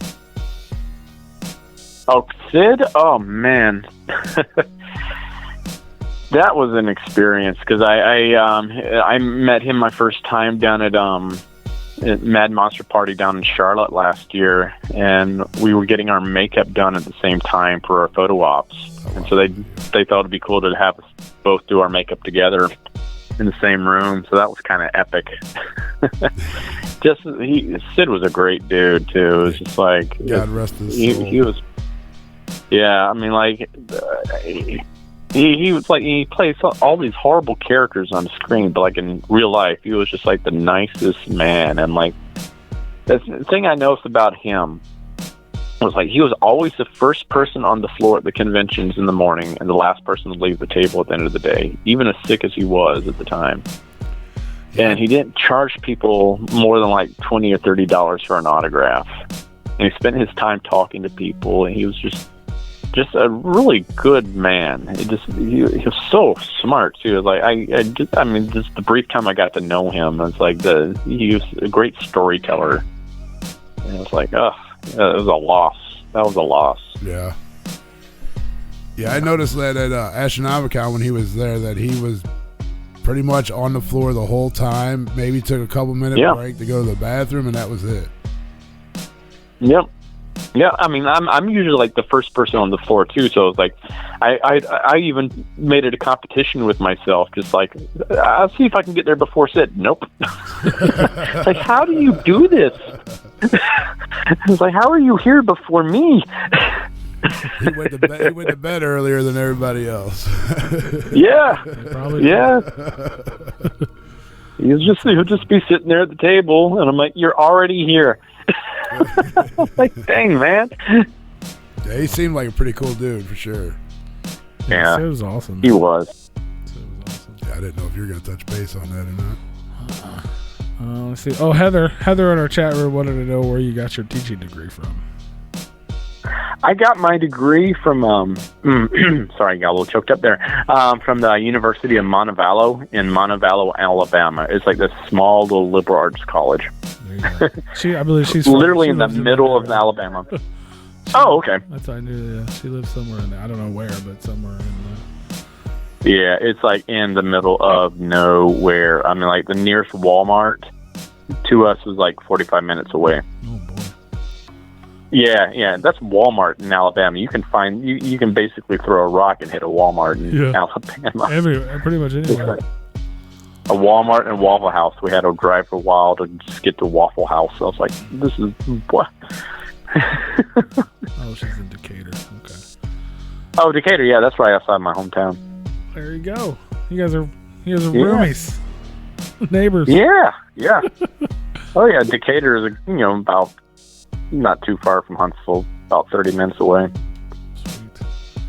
Old Tornado Alley down there. Forget that. That's not for me. Oh god. Not for me. I do not miss that. I was in an F4 tornado when I was 9 years old back in 1989. That big huge tornado that hit Huntsville. I bet you still I was at my remember. church when it got hit. Oh god, I have PTSD when it comes to that stuff. I bet. It's just like that was horrible. I've never seen one in my life, and just the thought of it fucking gives me PTSD. Like, it scares the shit out of me. Like, just the idea of being near one freaks that scares me more than most things do. But what was worse about this one, it came out of nowhere. There was no warning. It just dropped out of the sky and just boom, hit Huntsville. The warnings didn't go out until after it had already touched down. Oh, wow. But that's why Huntsville now has like one of the most advanced weather radar services in the nation because of that day. It's like we don't want to have this ever happen again. Wow. Yeah, That's crazy. It's no joke.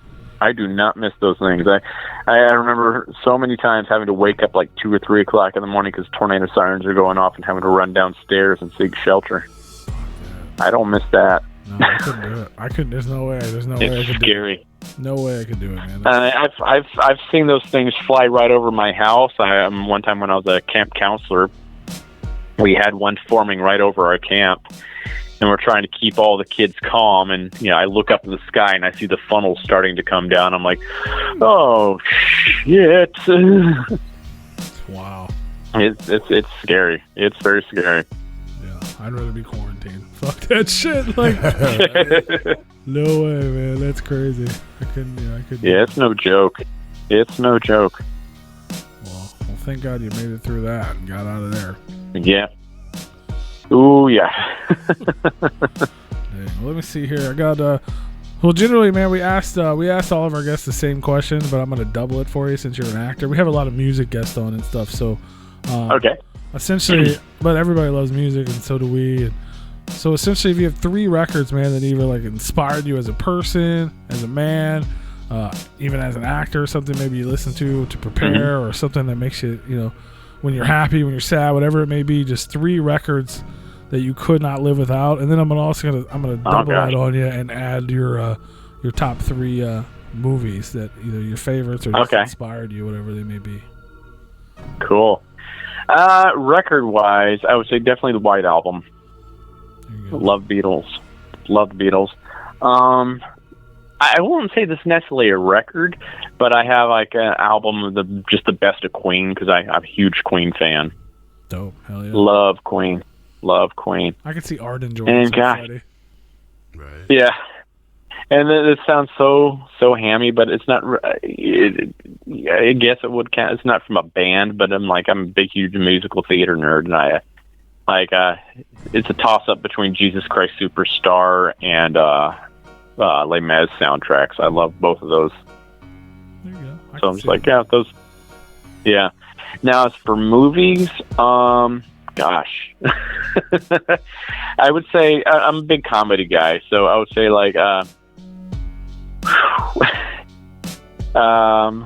my 2 top comedies are both Mel Brooks movies, Blazing Saddles and Young Frankenstein. Dope. But my favorite movie of all time is Who Framed Roger Rabbit.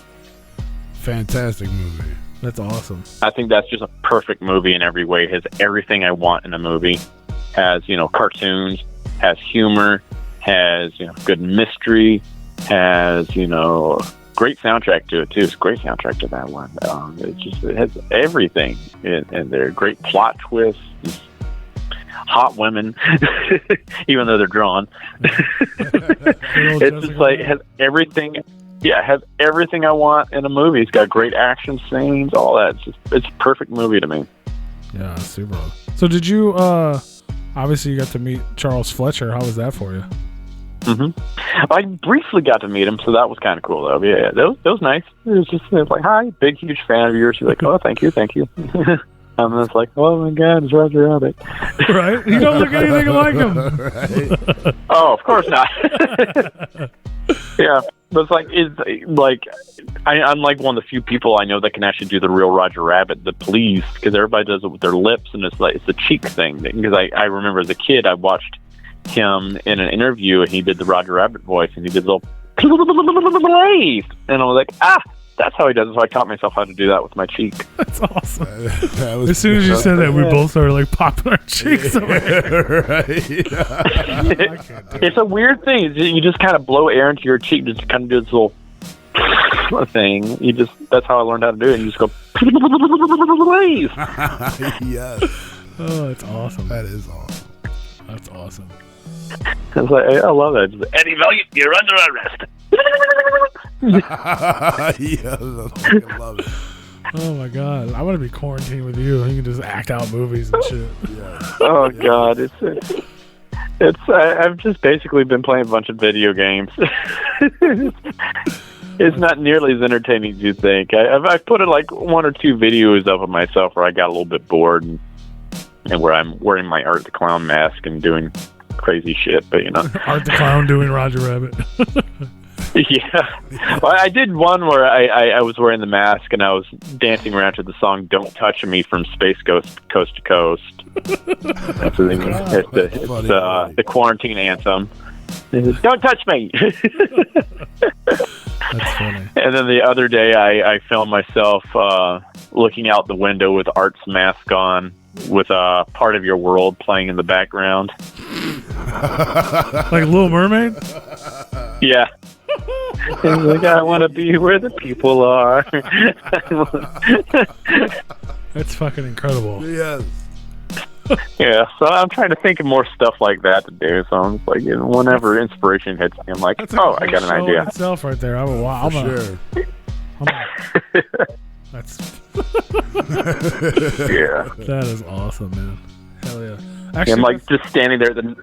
I'm standing at the window with just a knife in my hand, just staring out, just kind of like very depressed. Oh God, dear! Don't get the cops called on you. People are. Well, I don't even know. Oh God, it's funny.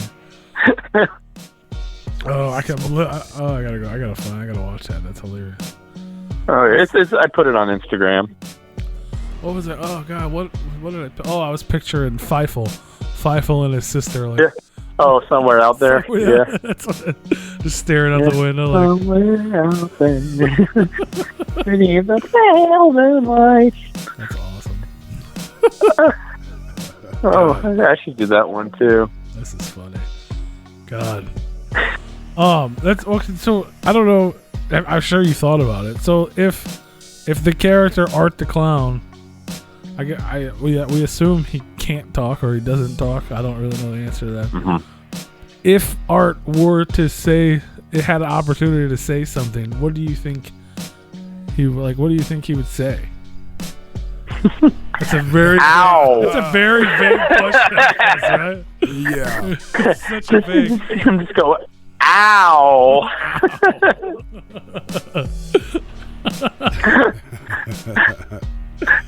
Oh God. That would just be funny. The one time he just gets hit. He maybe gets hit in the nards. He goes, ow. Yeah, I can see it happen. He could. I see. There's only one. Now that I think about it, that's like the one thing that I thought Art could do more was use that damn horn. Like, Yeah. Like once he used it, I was like, why? Why didn't you pull that out sooner? It gets a little bit of use in the second movie too. Sweet. You should Yeah. name that thing too. Horny. There you go. There it is. That's awesome. Yes. Well, unless anybody else in our chat room has any questions, I don't even want to stop talking to you because you're cracking me up. But I don't have any more questions. But yeah, man, I love the movie. It's great. I cannot wait to see what you guys do for 2 and 3 and what other projects you may have coming down the line. Maybe hopefully you'll make a return to Grinch when they make the next one, and you'll be featured in that thing too. That'd be dope. Maybe. Oh yeah, I would love to. Do it better than that Benedict Cumberbatch version that they did a few years ago. That was horrible. Right. That's like, that was just bad. That was so bad. It's like, oh no. Right. Yeah, the original cartoon is great though. He didn't really. Oh yeah. It was one thing to make the Jim Carrey version. It was like a cool, different live action, but there's no reason to remake it. It had its merits to it. Yeah. But I don't know if I would want to wear all that makeup that he had to wear. right. I understand. He said that was like pure hell. Well, you had to. You spent a fair amount of time. I mean, you didn't have to put on a whole body, I guess, though. Nah. Art doesn't have to. Well, wear I think the worst suit. thing for I understand for Jim Carrey was the worst part for him was the sclera lenses he had to put in his eyes. Oh yeah. He said he basically went to a guy that knew how to deal with torture, so he knew how to deal with it. So he said he would like repeatedly like just pound on his leg so he could channel the pain to his leg instead of into his eyes so he could distract himself. Oh god. Yeah. That's terrible. I'm like, ugh. Yeah. Because I know how those lenses are. I mean, I haven't worn the sclera lenses, but just like you'll notice this in Terrifier that my eyes changed color at one point in the movie because we had one night on set near the end, one of the later scenes in the film where one of my contacts had a rip in it, and we didn't have a backup pair that I could really wear. And we tried to put another pair in, but they were too big on my eyes. So if I moved my eyes just a little bit, it felt like I had daggers going to my eyes. And I have to do so much acting with my eyes. So it's like, I can't do this. I can't act with these things in. So we ended up just saying, okay, from here on out, we're not going to have the contacts in. So you'll have your green eyes. Oh. And so I like to explain it away. Like when he gets hit in the head by the exterminator with the big canister that pops out the contact lenses. There you go. He's like, fuck it. Because after that, I didn't have the contacts in. I had the green eyes. It's like, okay, well, we'll just explain it that way. That's funny. I didn't even know. So like for part 2, my first day on set, because I asked Damon, he had already got me in makeup and everything. So, we're ready to put the contacts in. He's like, we're not going to do them this time. I'm like, yes. Sweet. Like, thank you. Oh man, it's a relief because that was always a struggle. Was trying to get those things in because it's like one little dust speck gets in them and it's just like and then my eyes start tearing up and that messes up the makeup and stuff like that. So it's like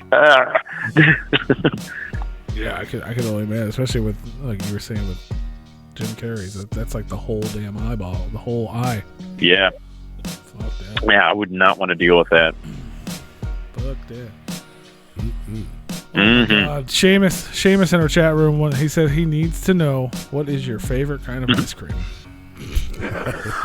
Ooh, that's a good question. That's a very good question. I used to work at Baskin Robbins back in the day, and so that was actually I noticed different types of people ordered different types of ice cream. So I basically had a personality test that I would do. I could tell what someone's personality was by what they ordered. So there's 31 personalities. And so I kind of was.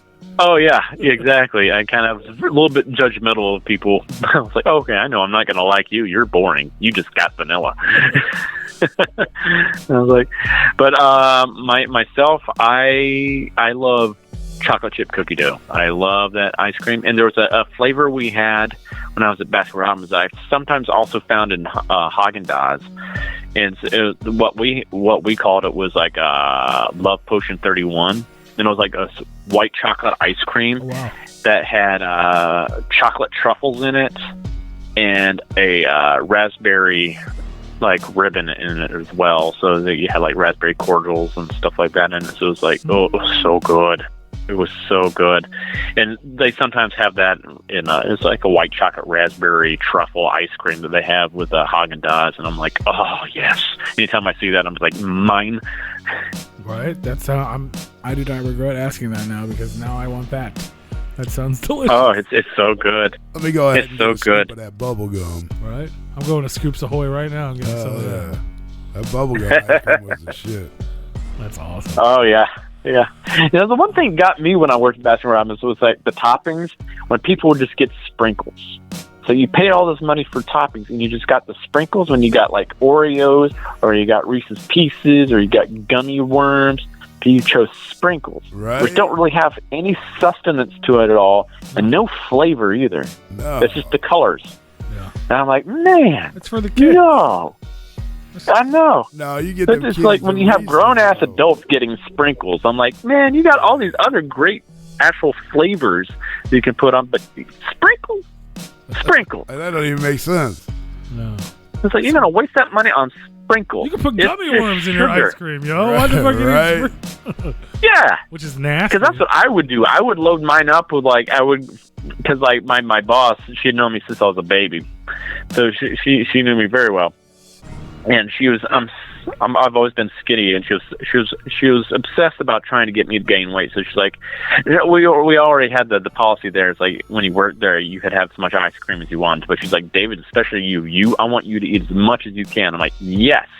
And so I would make myself like a brownie sundae, and then I put like different scoops of ice cream. I get like cookies and cream, cookie dough, Love Potion 31. Then I pour like hot fudge on it, and caramel, and a bunch of whipped cream. Then I crumble up like waffle cone, and then I put like the Reese's Pieces on there, and I just eat it all up. And I was like, oh, it was so good. I mean, if you're gonna have all that, you might as well put the sprinkles on there too. But that's the thing. It's like, why would you put the sprinkles on when you could put like something really good, like Reese's Pieces or something like that on there? It's just like, oh. Yeah. It's like, especially Reese's Pieces, that goes really good with like cookie dough ice cream or chocolate ice cream or something like that. It's such a good combination.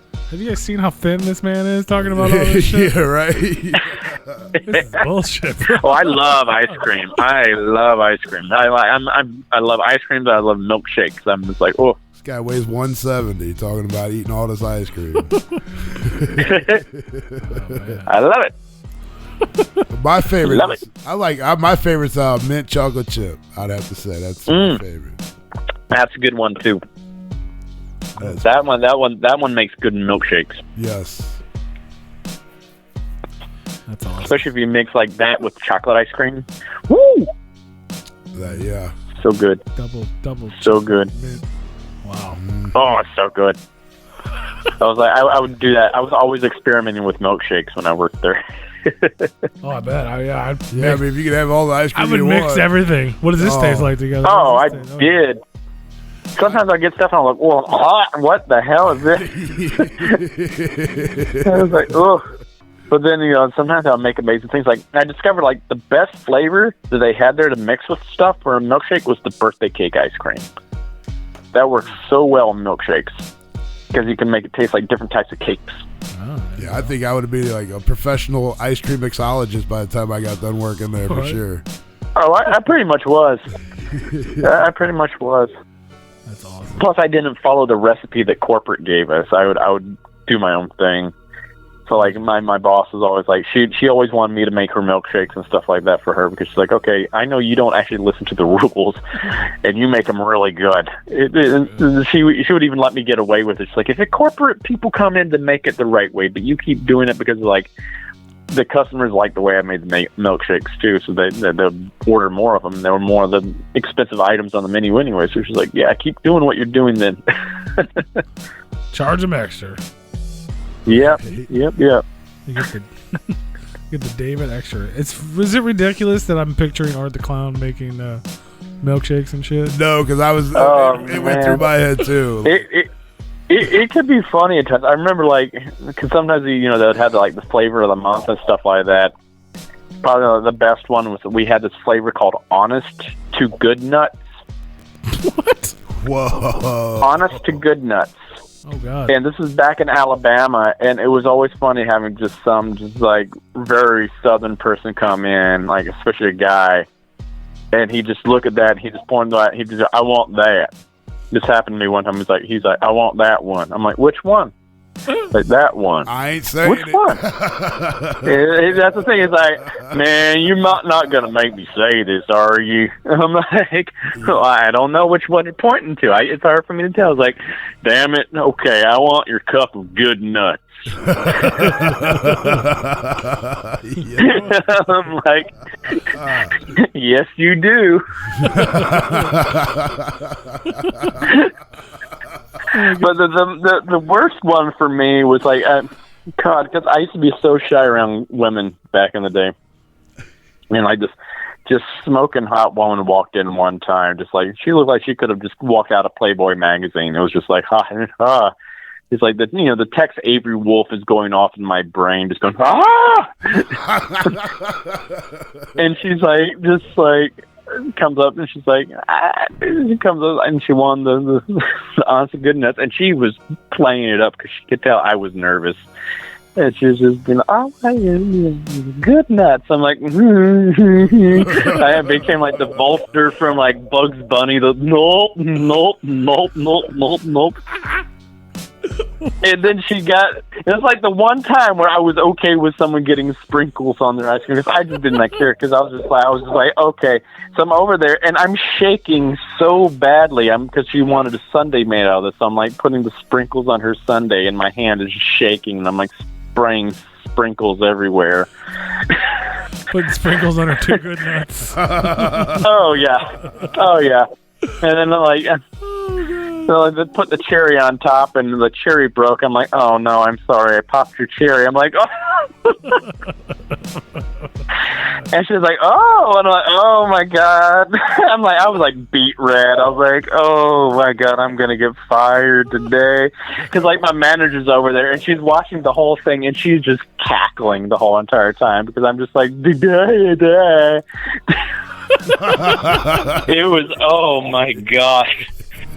It was like, I'll have you good nuts. I'm like, I think I hit puberty again. Okay, what else can I get?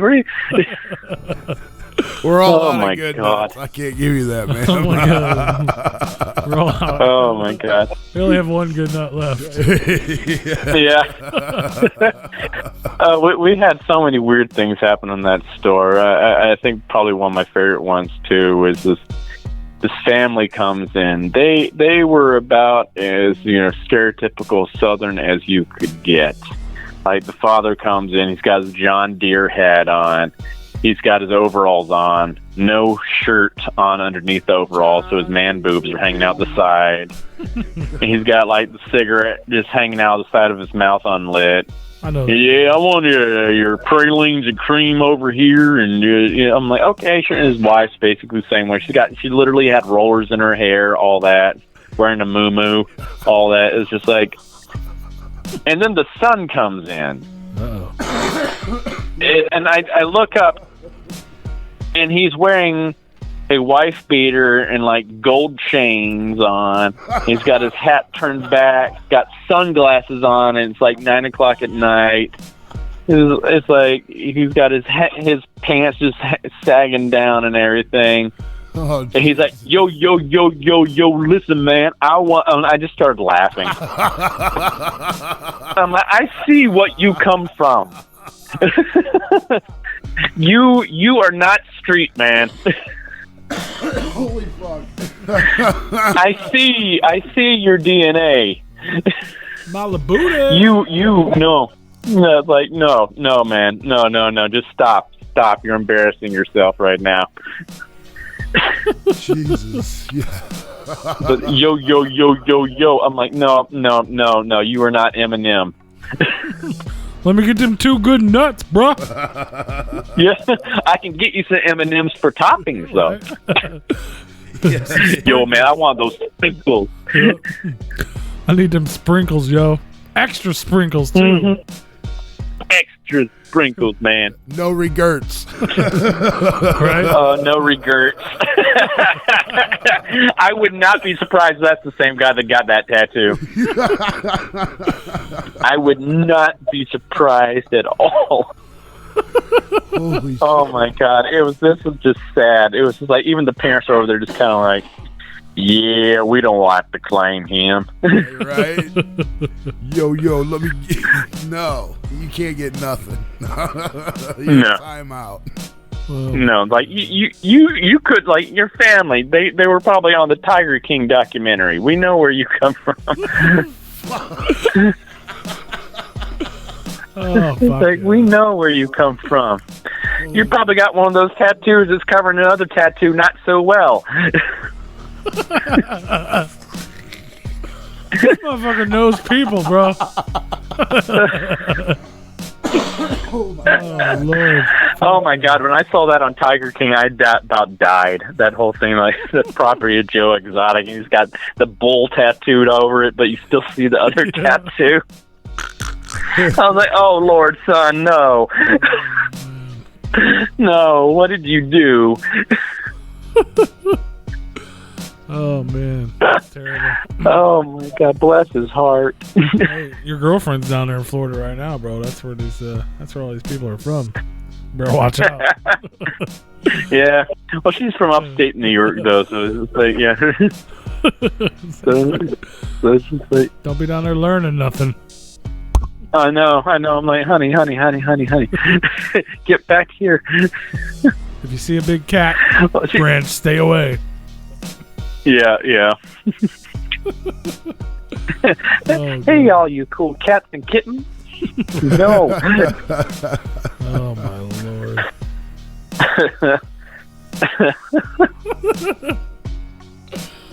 Oh Holy my shit. God. Who'd have thought the ice That cream bitch showed Carol up this way? Baskin.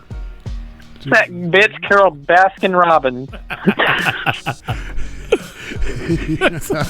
Oh God! I bet they probably have a fucking tiger fucking flavor there now. They better. They'd be stupid not to do that. Carol Baskin. They could just call it that that bitch that bee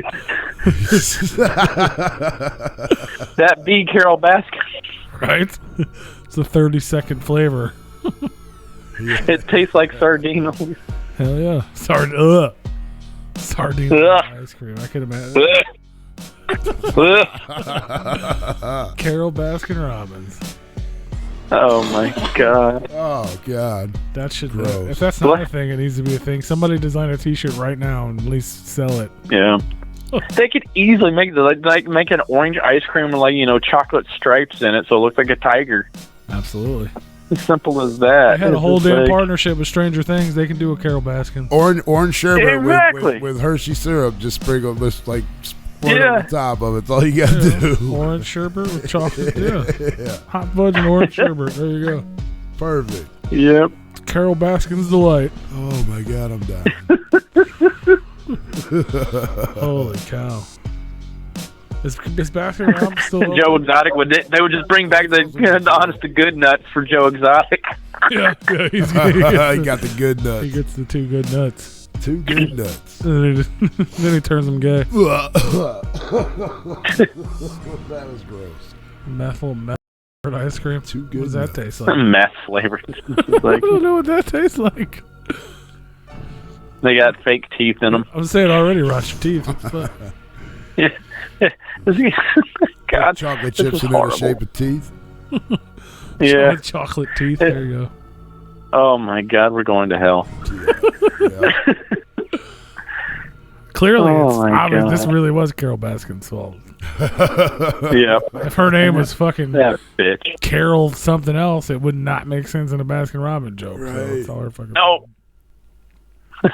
Now they're probably going to be people going, when you're getting the Joe Exotic flavor. People are already in line, 6 feet apart from each other, waiting. Oh, Lord of mercy. Holy shit. We've gone some strange places tonight. We have. Oh, we have. Well, But it's been fun. I'm looking forward to Carol Baskin Robbins, and I'm going to eat my Carol Baskin Robbins while I watch Easter 2, the sequel. And it's going to be a grand time. Yep. What was it? What was that fucking movie they made? Oh, fuck, man. It was like a religious... That's a great title for a movie. Right?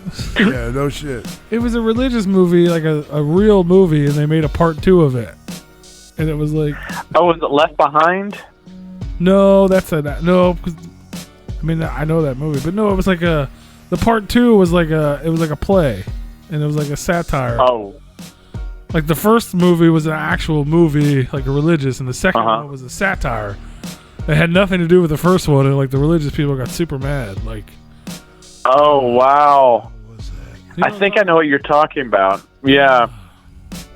I feel like that's what. Oh. I feel like Passion of the Christ 2 or some shit, but that's not what it was. But it was like Hamlet 2 or something. I don't know. Yeah.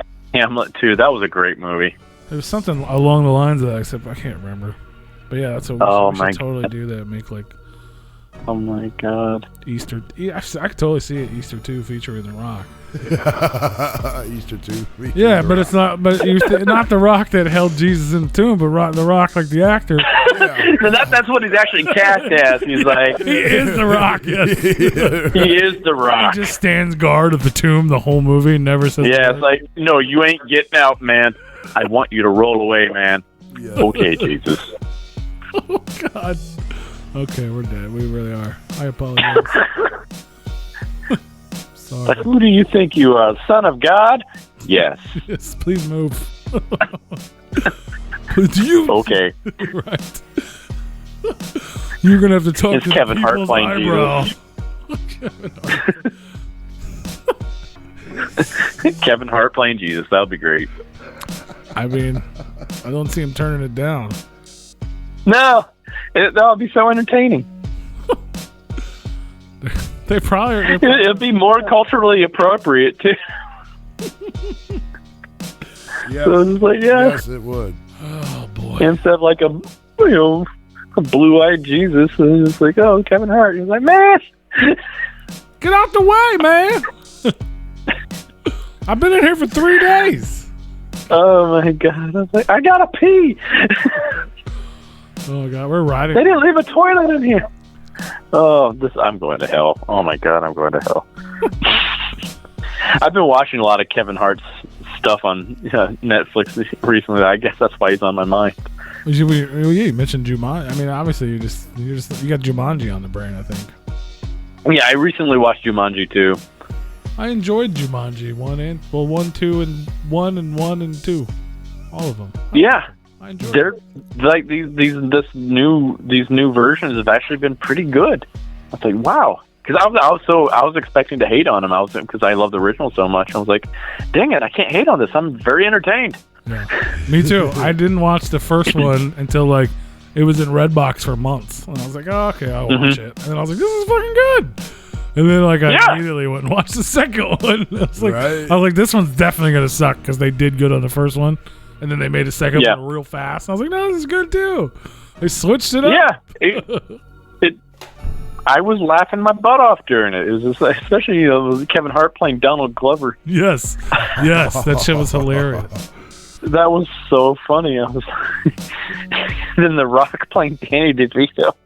I was like, this is great. Yeah, it didn't even like the story at that point. It was like you guys could be doing anything, just playing. Yeah, just have them talk. Yeah, it was so funny for sure. Oh God, that's awesome. That guy just fell from the sky.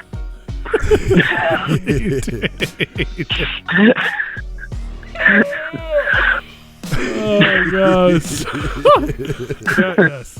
Like, oh my God, it's so funny. I was like, why the fuck did they add Danny Glover and Danny DeVito? Like, why is this happening? And I was like, oh my God, it's great. That's why they're here, because this is fucking hilarious.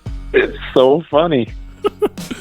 Oh man. And then what is it? Aquafina playing Yeah, then playing Danny DeVito too. I was like, oh my god, she's great too. It's like, that was great. I was like, this is so funny. Poor Danny DeVito. So, The whole movie was just making fun of Danny DeVito. Right? Yeah, that was great. I loved it. I love Danny DeVito. Yeah, who does? It's like one of my favorite things I ever saw with Danny DeVito. Wasn't one of his movies. It's when he went on The View one time because he makes his own limoncello. Yeah. And he brought the limoncello on there. He was advertising limoncello, and he was getting drunk off the limoncello. And it's so funny because he's so adorable when he gets drunk. He's just adorable in general. Yeah, I know. I was like, oh my god, it's so funny because you could tell he's obviously just sloshed, and it's just so funny. You got to look it up. It's so funny. I definitely. I seen him do that on some late night show once. Like that's even more like midday television on The View. Like that's fucking great. He's funny. He's just gangster like that now though. Like yeah, he's just Danny DeVito can do whatever the fuck he wants. Yeah. He's Danny DeVito, of course he can. He's the Lorax. Yeah. He's the penguin. He can do all of that. Penguin. He's one of the twins. Yeah, right? Oh, God. They were supposed to be making a second one of that. I don't know whatever happened. Didn't they do that? Did it ever come out? Wasn't that supposed to be like The Rock and Kevin Hart or some shit? Oh, it might have been, I guess. I think they were talking about doing that recently, yeah. Yeah. Like, how are those? Why are those guys in this fucking conversation? Oh my god, that would be hilarious. Oh my Maybe god. That's what Jumanji turned into. Who knows? Who knows?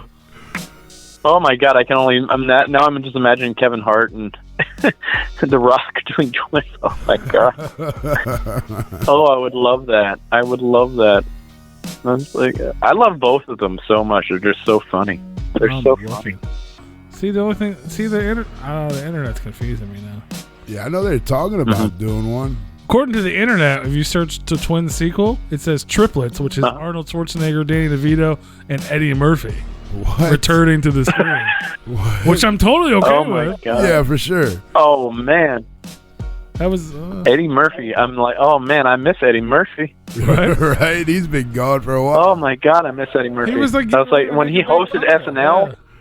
I ain't gonna lie. Yeah, like, did you see it when he hosted SNL recently? Yeah, yes. Yeah. Yeah. It was one of the best episodes they've had in a long time. Yes, it was so good. It brought back the old feeling of SNL. For sure. Oh, felt so. I was like, oh, I love it. I'm like, I miss Eddie Murphy being Eddie Murphy. All right. I gotta say, my favorite movie from Eddie Murphy is with Eddie Murphy and Martin Lawrence called Life. That's got to be the best one. Oh God, yes. That's got to be You're the gonna best eat your movie. cornbread. You can't have my cornbread. You don't get Out of Pappy. standing on top of the bottles and his toe goes in the bottle. Oh, my toe just went in the bottle. Oh no. That was a great movie. Fuck yeah. Oh God, I love it. I love Eddie Murphy. Anyways, just oh my God, it's just That's like probably one of my favorite comedies. It's funny. Oh. Yeah, that's a good one. That was a good one. The warden's daughter has a baby, and they're just holding the baby up to all the different inmates. Yeah. Like, okay, who's the dad? Out of Pappy.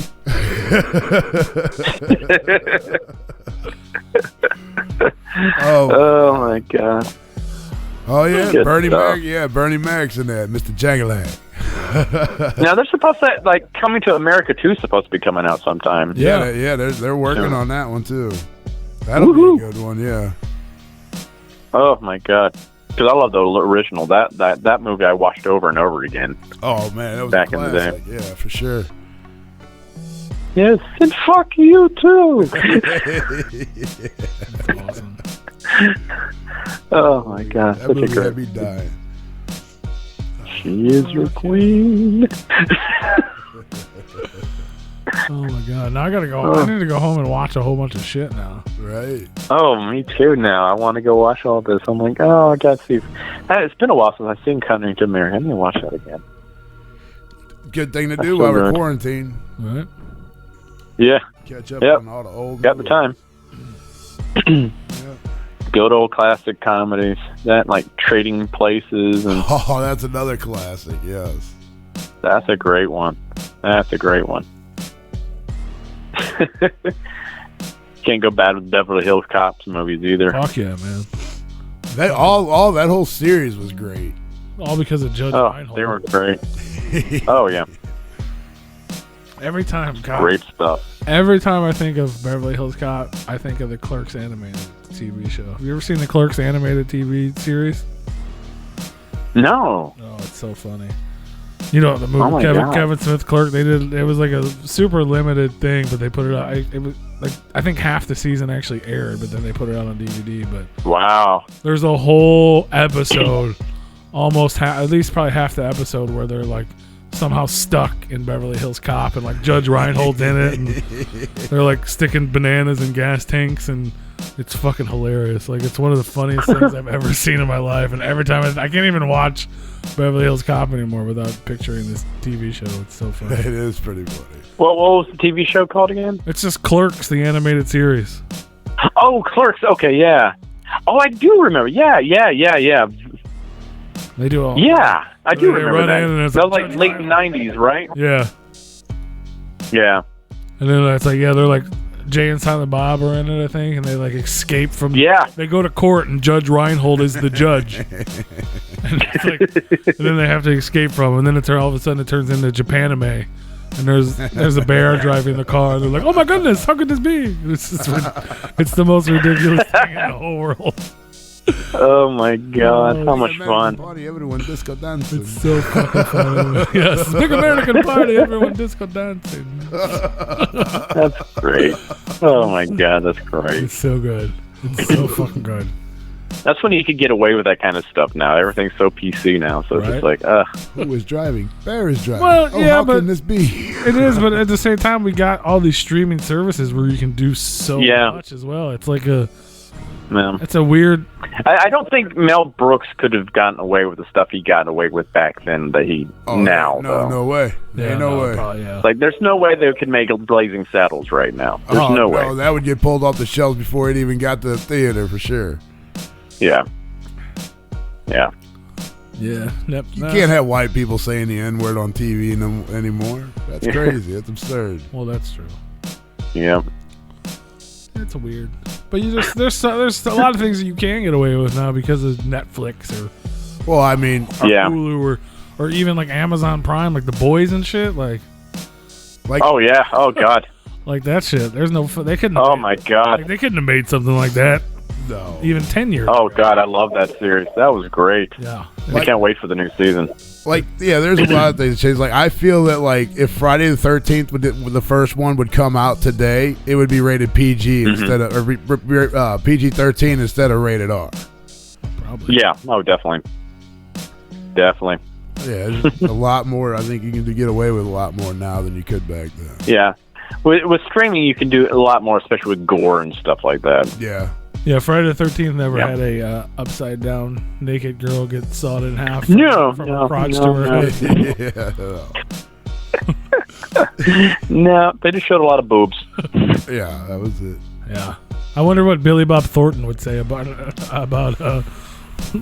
Art the Clown. Billy Bob Briggs, I mean. Why did I say Thornton? Oh, Joe Bob Riggs? Yeah. I'm confusing Yeah. people's names, yes. Yeah, him. Well, I know I always do the boob count. Diana Prince is a huge fan, so I did a few cons with Joe Bob last year, so he likes it. That's awesome. Yeah, I grew up. yeah, on that, dude. Darcy. That's what made me watch horror movies. Was whatever he said before it Oh started. yeah, Whatever he said about it before he's it a started. fascinating guy. He's a fascinating guy. I'm like, we did one of the cons together, and like he and Felissa Rose and I just got dinner together one night, and we sat there for about 3 or 4 hours just shooting the shit, and it was just like he was just so much fun to talk to because it was like he knows so much. That man's brilliant. Yeah, not bad. I could only imagine Yeah. the stuff he'd say. For sure. Oh, it's just like the stories he has. It's just like, man, I could listen to you all night. For sure. That has to be pretty Yeah. awesome for you, like being fairly new in this game, but obviously the character is so big that you're out there doing all these big conventions. It's pretty surreal just, hanging out with these guys now and just being on like first name basis with all these guys. It's just like, I almost feel like I don't belong. I feel like I'm a fake. And I'm like, but they're like, no, you're part of us now. I'm like, okay, cool. But it's like, it's like these are the guys I grew up watching in films and stuff like that. So it's like, oh my God. Hi. I don't feel like I'm worthy. Right? That's awesome. So you're Robert Englund. Holy shit. Like, hi. Like, wow. I still think like, Kane. And right? All those guys. Yeah, Kane pretty Hodder's cool. the fucking nicest guy in the world, though. Most of them guys. Oh, yeah. He's hilarious, too. Yeah. Kane's hilarious. We had Kane on CJ, the show. We met him a few times at the Astronomicon out there. Yeah. Cool guy. Him, They're all Bill. good guys. Bill Mosley. Yeah, Bill's awesome. Yeah. Bill's a class act. He's a class act. Yeah. It's so funny seeing, like, knowing Bill as a person as opposed to, like, the characters he plays, because he plays these big, over-the-top characters. In real life, he's just such a, calm, subdued guy. Yeah, he's the complete opposite of fucking Otis. It's nothing like Otis at all. Not even close. Nope. Yeah, well, that's what's so funny about all these guys that play these horrible, horrible villains in these movies. They're all the biggest teddy bears in real life. They're just the nicest guys. And that's you too now. So I guess you're the big teddy bear. Yeah, I'm a skinny teddy bear, though. He's the little skinny teddy bear that loves ice cream. He's a stick bear. Yeah. Art the Clown, folks. Give me some ice cream. The little skinny teddy bear that loves ice cream. Give me the ice cream, but hold the sprinkles. Let's keep away from the hacksaw. That's going to be a kill in one of these movies now. Like, someone's going to get sprinkles on the ice cream. Mark's just going to, like, no. Right? Instead of the pizza parlor, you'll appear inside of a fake Baskin Robbins, and someone will be getting sprinkles. Yeah. And you just cut their head off for getting just sprinkles. Or just spoon them to death with one of those little fucking sample spoons. Or you just choke them to death with a whole No, tub those of sample sprinkles. spoons. Oh my Down their God. throat and kill them. Did you get? You want sprinkles? I can give you sprinkles. Right. Did you get any with you guys doing the sequel and stuff together? Obviously, you and Damon are like obviously he's the writer and director, but you guys have become more of a team now. Did you get any input on like conversations like this with you guys? We're like, oh, what if we did something cool like that, and like found a way to like. We do that all the time. Yeah. Oh yeah. We were constantly just texting each other ideas back and forth. I just the other day I threw an idea to him for part 3 for a certain character that we have in mind for it, and a fun little twist we can do with this character and stuff like that. He's like, oh, that's kind of cool. So we do this all the time, especially with kills. We'll like, one of us will come up with a kill, and then the other will embellish it more, and we'll just build on top of each other's ideas. We're like that on set too, where it's just like sometimes we're just like there's a scene we filmed recently, and in the script it just was pretty bare bones about what happens in the scene, and I was like, what's going to go on with this? He's like, oh, we'll see when we get there, see what we have to work with. And then I'm on set and I see everything I have to work with, and I'm like, I just came up with a routine right there on the spot and showed him. I was like, yeah, that's a cool idea, let's do it. I'm like, okay. So tonight, there's a lot of he allows me to have a lot of input when I can, and sometimes he vetoes things because this is his baby. So I'm like, yeah. He's like, no, that's a fun idea, but I want to do this way. I'm like, okay, cool. So tonight you'll send him. I trust his ideas. You'll send him a message about Baskin and Robbins, putting the Baskin and Robbins in the third one or something. Yeah. We should have a kill in the Baskin and Robbins. He'd probably be down for that just so we could get a bunch of free ice cream. Let's do it. Let's do it. That's fucking hilarious. That is pretty funny. That's funny. Hell yeah. I can't wait to see it. We'll definitely have to have you back on after everybody sees the movie definitely. And it comes out. Yeah. That way I can finally talk about everything that we're doing in it, because there's so much I want to talk about. And there's so many awesome scenes in this thing. I'm so excited about finally being able to talk about. Yeah. Hell yeah. We're excited to finally be able to see it, hopefully, sometime this year, maybe, possibly. Hopefully, knock on wood. But until then, hopefully. I'm going to start paying more attention to your Instagram page, and waiting for fucking amazing Right. videos. Hell yeah. That's fucking awesome. I don't post that often, but when I do, I try to do something fun. So Yeah, I can't. I'm not like my girlfriend's basically posts stuff on there every single day. She does makeup designs and stuff like that, so she's always posting things up. So it's like, I wish I could do that, but I'm like, I can't think of things to post every single day. I don't know how you do it. Yeah, but at least you're not just doing selfies. You're doing hilarious Yeah. videos. So Yeah. it's worth it. It's worth the wait. It's worth it. It's worth it. It's worth the wait, man. Fuck it, man. That's awesome. Yeah, I can't wait to see it. I can't wait to have you back on and talk about all the fun little stuff that went into it and shit like that. Yeah. Hopefully there's a goddamn Baskin-Robbins scenes in one of them. And I can be like, we started that conversation, sort of. Sort of, kind of, yes. There'll be a fucking Carol Baskins flavor somewhere in the background or some shit. It's going to meticulously pay attention to every detail of this movie now. Exactly. That's awesome, man. Yeah. Hell yeah. So, Hell yeah. Hell yeah. Anybody else got anything going on, man? Yeah, I'm pumped, bro. You're like my best friend now. Yeah, I just took a back seat. Did we just become best friends? Bunk beds? Look at all this room we have for all these activities. No power tools. Hell yeah. Yeah, I was gonna say. I mean, it sucks all this shit going on. I was gonna ask you if you had like cons and shit going on, but everything's on fucking hold, obviously. So. Yeah, everything keeps on getting postponed. So it's just like, which sucks. Yeah, it's terrible. It's like, yeah, I'm not making any income for a while. Everyone go watch Terrifier and stream the shit out of it. Get some fucking... Yeah. Get a couple dollars built up. Yeah. Get this man a few dollars. It's on Netflix. I do Cameo, so yeah, I do the Cameo videos now, too. There you go. Hit him up on Cameo. Yeah. Do you do Art the Clown cameos? Yeah, well, I don't do it in full makeup, though, because, of course, I can't, because I don't have Damien here to do all that. But I sometimes just slip on my Trick-or-Treat Studios mask or something like that. But, yeah, I do those little, personalized videos and stuff like that. It's a fun idea. There you go. And I don't charge nearly as much as most people charge. I charge, like, $30. Same thing I do for an autograph. There you go. Awesome. That ain't bad. Well, there you go. Yeah. Help support the man during quarantine. He's in fucking New York. He's trapped in his home. Go support him. I can't go anywhere. You want more Terrifier? I can't even get a He has to haircut. make it out of his apartment. So, Right. support the man. Yeah. Pay Uber Eats But also stay home. Yes. He still has to pay to do Stay home as well. The sooner we all stay home, the sooner we can all go back outside again. Stay home and watch Terrifier on repeat. Yes. Just Help the man out with his I laundry. agree. help what? Help him out with his laundry. Help him out with his laundry. There you go. Send him some quarters. Yeah.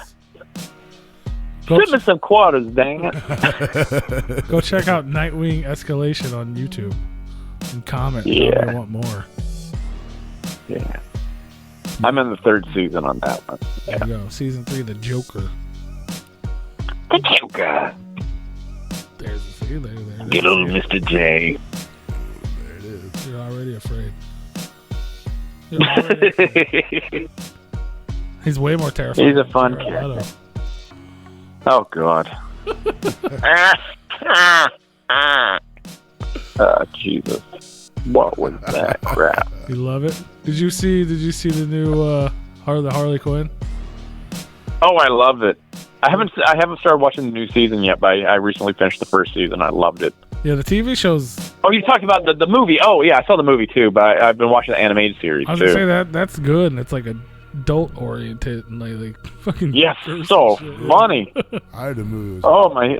I love that Alan Tudyk plays both Joker and Clayface on there. Yeah, the movie's just. I don't know about the movie. Movie I was heard eh. the movie was horrible. Yeah, it was. It was better than Suicide Squad, I but rented it it was for 98 cents, and I think it was worth 98 cents. But you wouldn't pay $2 for But it. the animated series is like DC knows how to do good animated series. Yeah.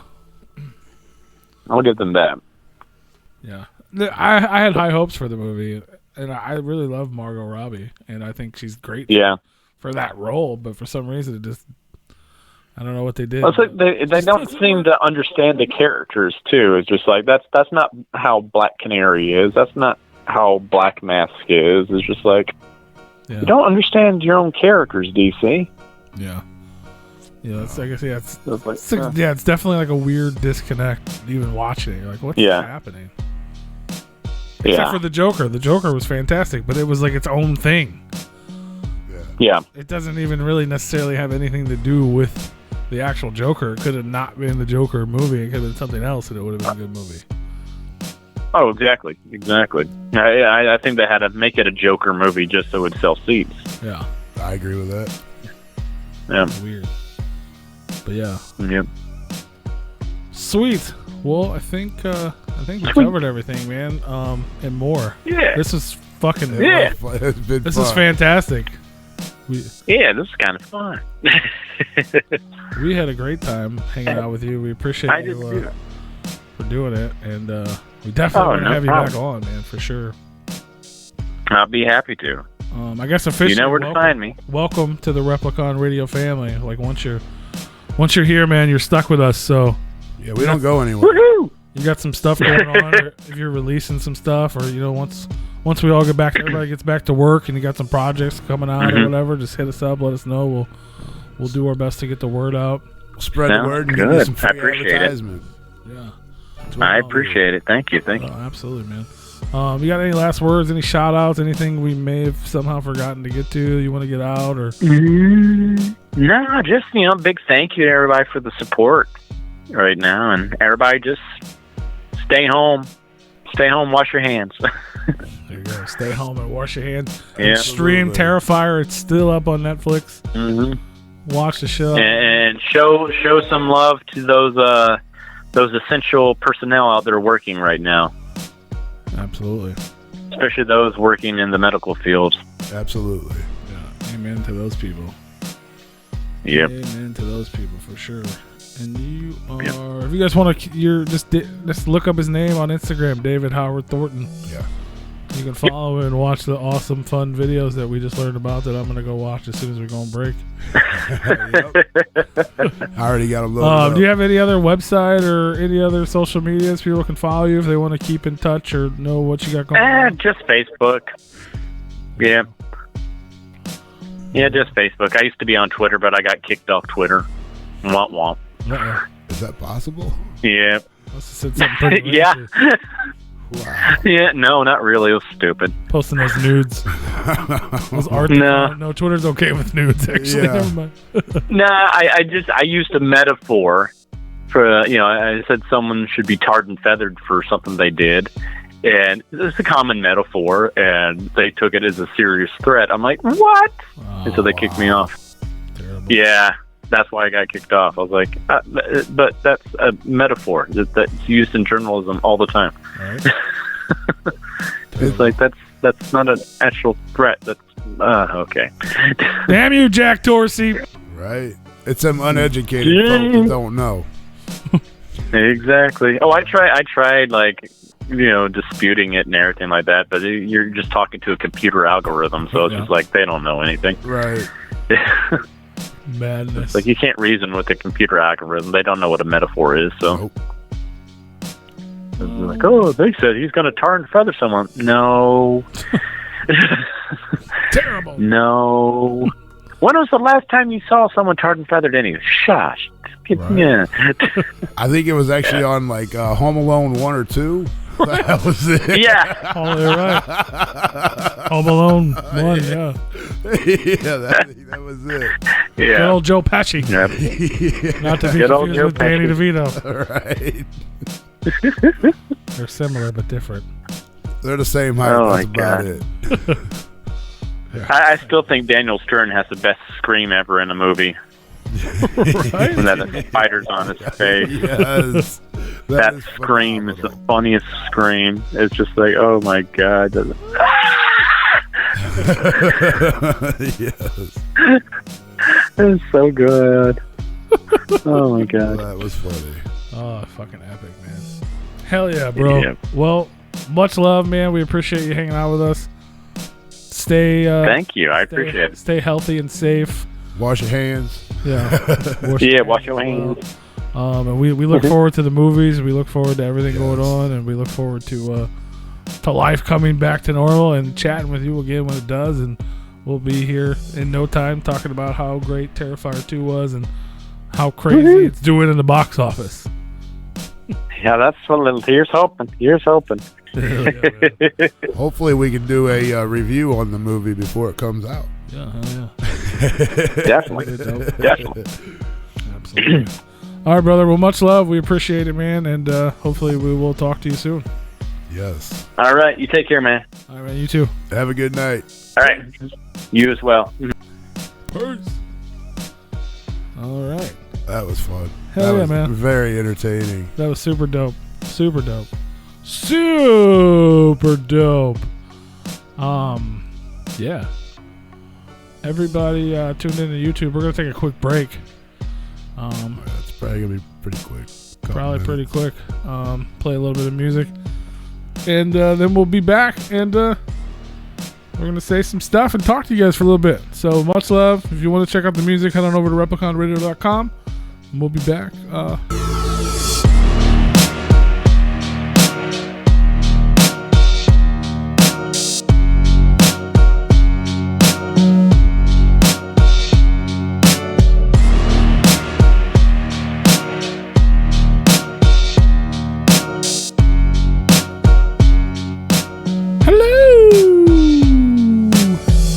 Hello, Big Roo. Welcome back to Replicon Radio. What's up, y'all? What you doing, buddy? I heard about this, so I found you a dating site. What? I found you a dating site. Not for me. It's called Dinky One. What is that? It's a new dating site launched for men with dinky penises. That was something that was marketed to you, I guess? No, they were actually. It was something I heard on the radio this morning, It was advertised? and I was like, "Dude, I gotta fucking look this up." That's funny. I thought they were fucking her out, but no, it's real. Dinky One? Yeah, Dinky One, DINKYONE. There you go. Dinky One. For anybody out there that is looking for love in all the wrong places in this quarantine. It's for people with. It's for guys with small penises. Is there like It's like, okay, so they say like. is there a market for that? There has to be if they fucking came up with a website for it. I mean, Is there a limitation? Do you have to prove? well, I don't think you have to prove, but they say like average erect penis is 5.5 inches. So it's you have to anybody be with smaller. Yes, you have to be smaller. Oh, is that a thing? Is that possible? Hold on. What? Oh, of course, this motherfucker's not free. Hey, before we get into the dinky ones, I just want to give a huge shout out to Mr. David Howard Thornton. Oh, yes. If you guys missed the interview, if you're tuning in late or something like that, make sure you check out the replay. It's available obviously on repliconradio.com. It's available on youtube.com/repliconradio. And then once the stream is over, it will be available on all streaming platforms: Spotify, Google, Apple, Stitcher, Spreaker, Boomcast, anywhere you listen to music or podcasts. Just search Replicon Radio and you can find tonight's episode as well as all of our past episodes as well. That's right. But yeah, completely unrelated. We found a website. So. Yeah, apparently, yeah, it's for you unaveraged gentlemen out there that's trying to seek some love. I know Seamus was looking for love on Facebook earlier. Is that Maybe you should have been looking on Dinky One? dinky1.com. Is that in Canada as well? I mean, it have to be. I mean, I feel like it'd be more appropriate in Canada for some reason. Canada or China or Asia? yeah. Asia? My shit fucking froze up. What's up, Montana Josh, with that lion? It's Lion King. Is that a tiger? I guess it is a tiger. That's funny. You watch? You probably don't. The pitch meeting show on YouTube. Shit's hilarious. But they did one for Tiger King, and it's like fake pitches, like for what the movie would be, and they're funny. Yeah. I think I heard about this. He's like, "Oh, you got a TV show for it, right?" He's like, "Yeah, it's Tiger King." He's like, "Oh, so it's like a play on the Lion King, but you're using a different animal so we don't get sued." He's like, no. He's like, no, it's nothing like that. Do not let the kids watch it, because he's like, oh, it'll be great for the kids. We love fucking. Right. He's like, no. I was like, oh, that's funny. So this website apparently already has 27,000 members, with a ratio of 71% male to 27% female. That sounds normal. And 2% transgender. The transgender, are they small penis transgender? Fuck. I guess I assume, right? Yeah, I would think. I guess so. So, are you signing up for it? No, I just happened to hear about it, so I wanted to look it up, but now my shit. How do you prove that you... I don't know. 5 inches erect, 5.5. You said erect. Yeah, 5.5. Bro, you guys need more than them. That's the global average erect penis length. Is 5.5. You said erect. Yes. That's what it says right here. Those with a member smaller than 5.5 inches, the global average erect penis length, are defined as dinky ones and are eligible to join the site. How do you prove it? That I don't know. It won't let my shit froze. You signed up for TikTok. Sign up for that. No, I'm not signing up for this.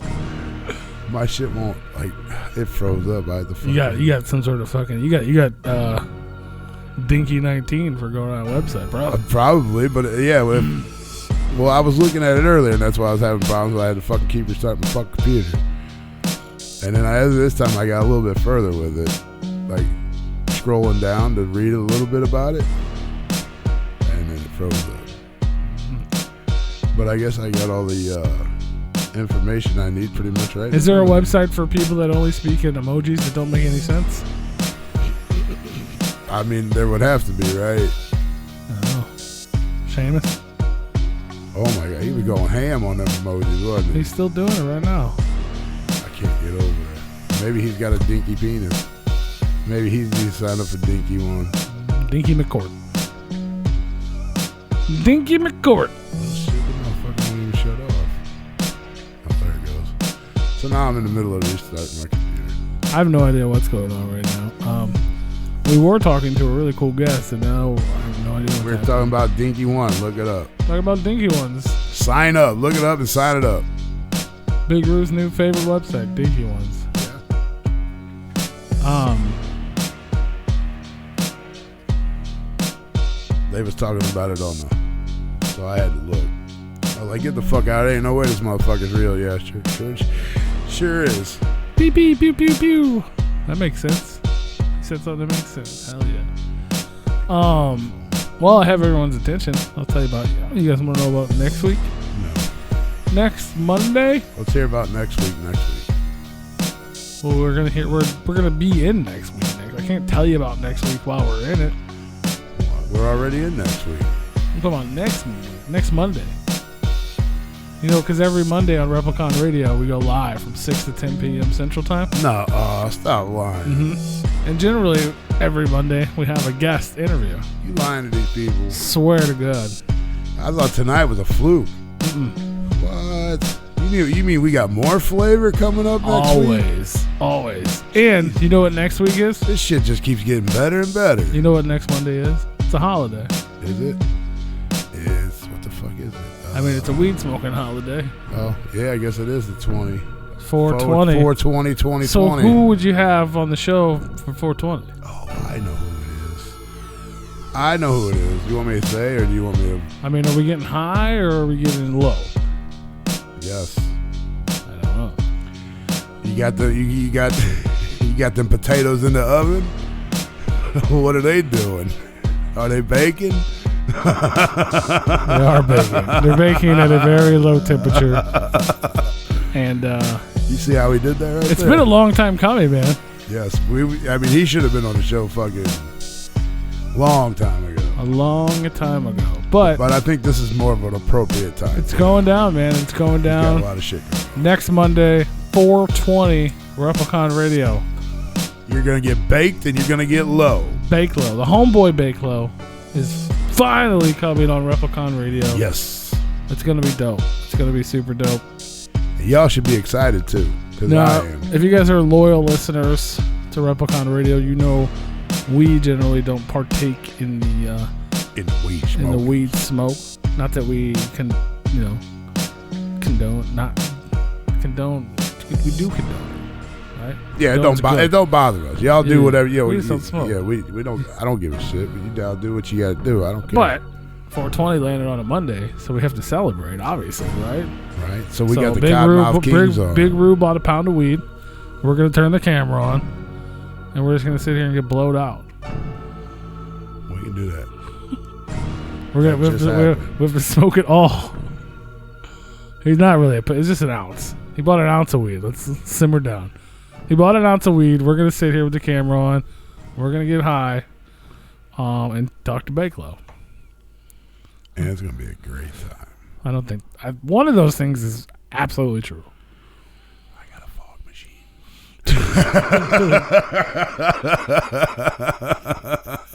We're probably not getting high on the show. No, probably not. I'll do it. I'd do it, but there's no reason to. We'd have to have Matt Chu. We'd have to have Matt Chu on. I feel like shout out to Matt Chu. Y'all go ahead and get high, and I'll have a beer with y'all. There we go. Y'all get all the listeners get high, and we'll entertain you with our homeboy Bakelo. And I'll drink a beer with you guys while you get high. I will It's have gonna a be beer dope, on man. a Monday. I'll have it on a school night.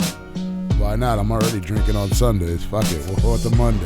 It's gonna be dope, man, for sure. But yeah, 420 live right here with Bakelo, Non Grata Entertainment, If you don't know, the homeboy. you'll So learn. make sure you guys tune in for that. I mean, if you don't know who the fuck Bakelo is, do your research, because this dude is fucking phenomenal. Literally, this dude's fucking good. I mean, some people might have personal issues with him. I don't know. Dude's super fucking cool to me, though, and I like the guy. I like the guy too. He's my friend. Yeah, he's our friend. He's our friend. He's my friend. He's your friend. And next Monday, he's going to be all y'all's friend because we're going to get to know that dude. That's right. And if you didn't know, You can go listen to him right now on Spotify. if you you'd can. like. Well, he, pronoun, He, him.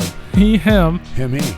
If you didn't know, if you didn't tune into the Daily Dino, which goes down every Friday night on Replicon Radio's YouTube He got channel, new music. and we talk about all the new releases, he dropped a new single featuring two of our other friends this past Friday. Quit tapping. Whatever you're tapping is messing up my headphone. Are they good? No, hit it one more time.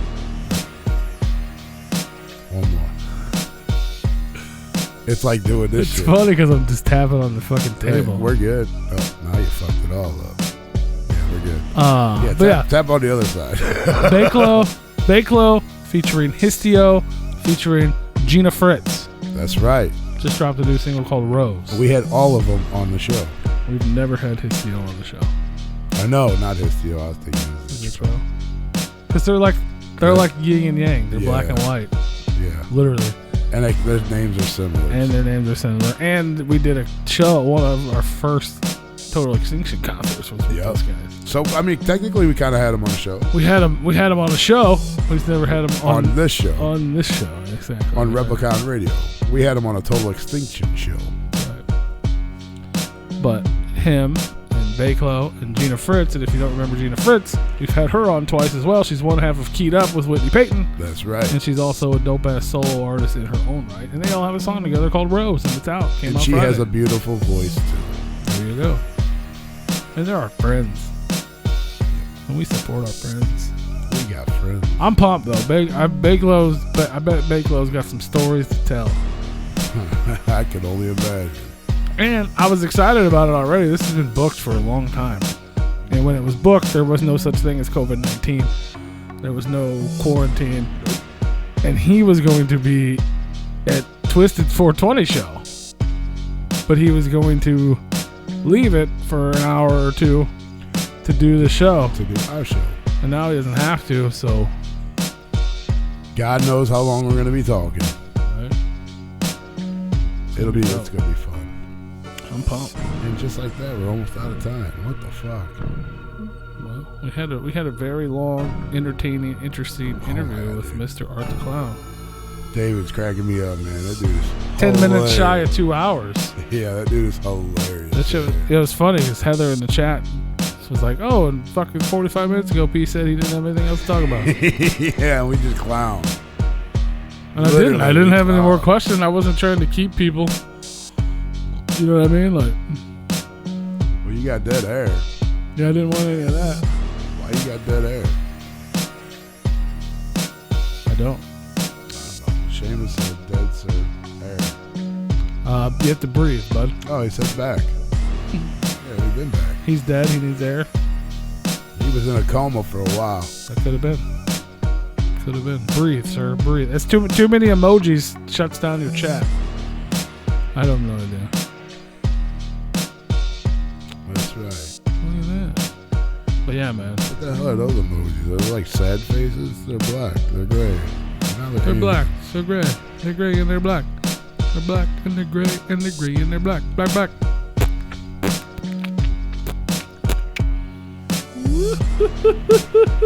Anyway, I'll flip y'all. Hey, there's Montana Josh. What's up, big homie? What up? What's up, Joshua from Montana? He was over in the YouTubes for a little bit. I seen him earlier. He was. Shout out to everybody, man. Shout out to all the Tuesday listeners for show. But fuck you, Wednesday listeners. Shout out to all the Wednesday listeners too. Shout out to everybody. I want to interact with these people. We met a couple at Astro. That was fun. Yeah. It was a good time. Astro was a good fun time, walking down the hallway and someone was like, "What's up, man? Replicon Radio. I'm a Tuesday listener," because it's a thing. It's like, oh, it's dope. That was funny. So shout out to that guy. I don't know your name because I didn't meet you that good. And of course, my smart ass said, "Fuck you, Tuesday listeners." I keep wanting to make Tuesday listener shirts. And they laughed, and There's I so many laughed, things and we we need laughed to do. together. But yeah, we appreciate everybody, man. I want you guys to interact with us, though. That's what we need. We need interaction. We want to get to know you guys like we know our Patreon people. So if you can't afford to join the Patreon for as little as $2 a month, just leave a comment. You know what I'm saying? Go to YouTube, subscribe, leave a comment, say hello. Hit us up on the Facebooks, Twitters. Well, I guess not Twitter. We got Twitter, don't we? Yep. Instas. But I ain't been fucking with Twitter though. I keep trying to do more fucking privacy policies and shit. Oh, dude, it's fucking getting horrible. They're like, "Do you approve all this?" I'm like, "No." You did a Winnie the Pooh laugh. Not here with the Winnie the Pooh laugh. Every day is Saturday now. Well, there you go. I'm down with that. You want us to change the show to doing it on Saturdays? You guys couldn't handle me on Saturday. I'd be fucking lit. Woohoo!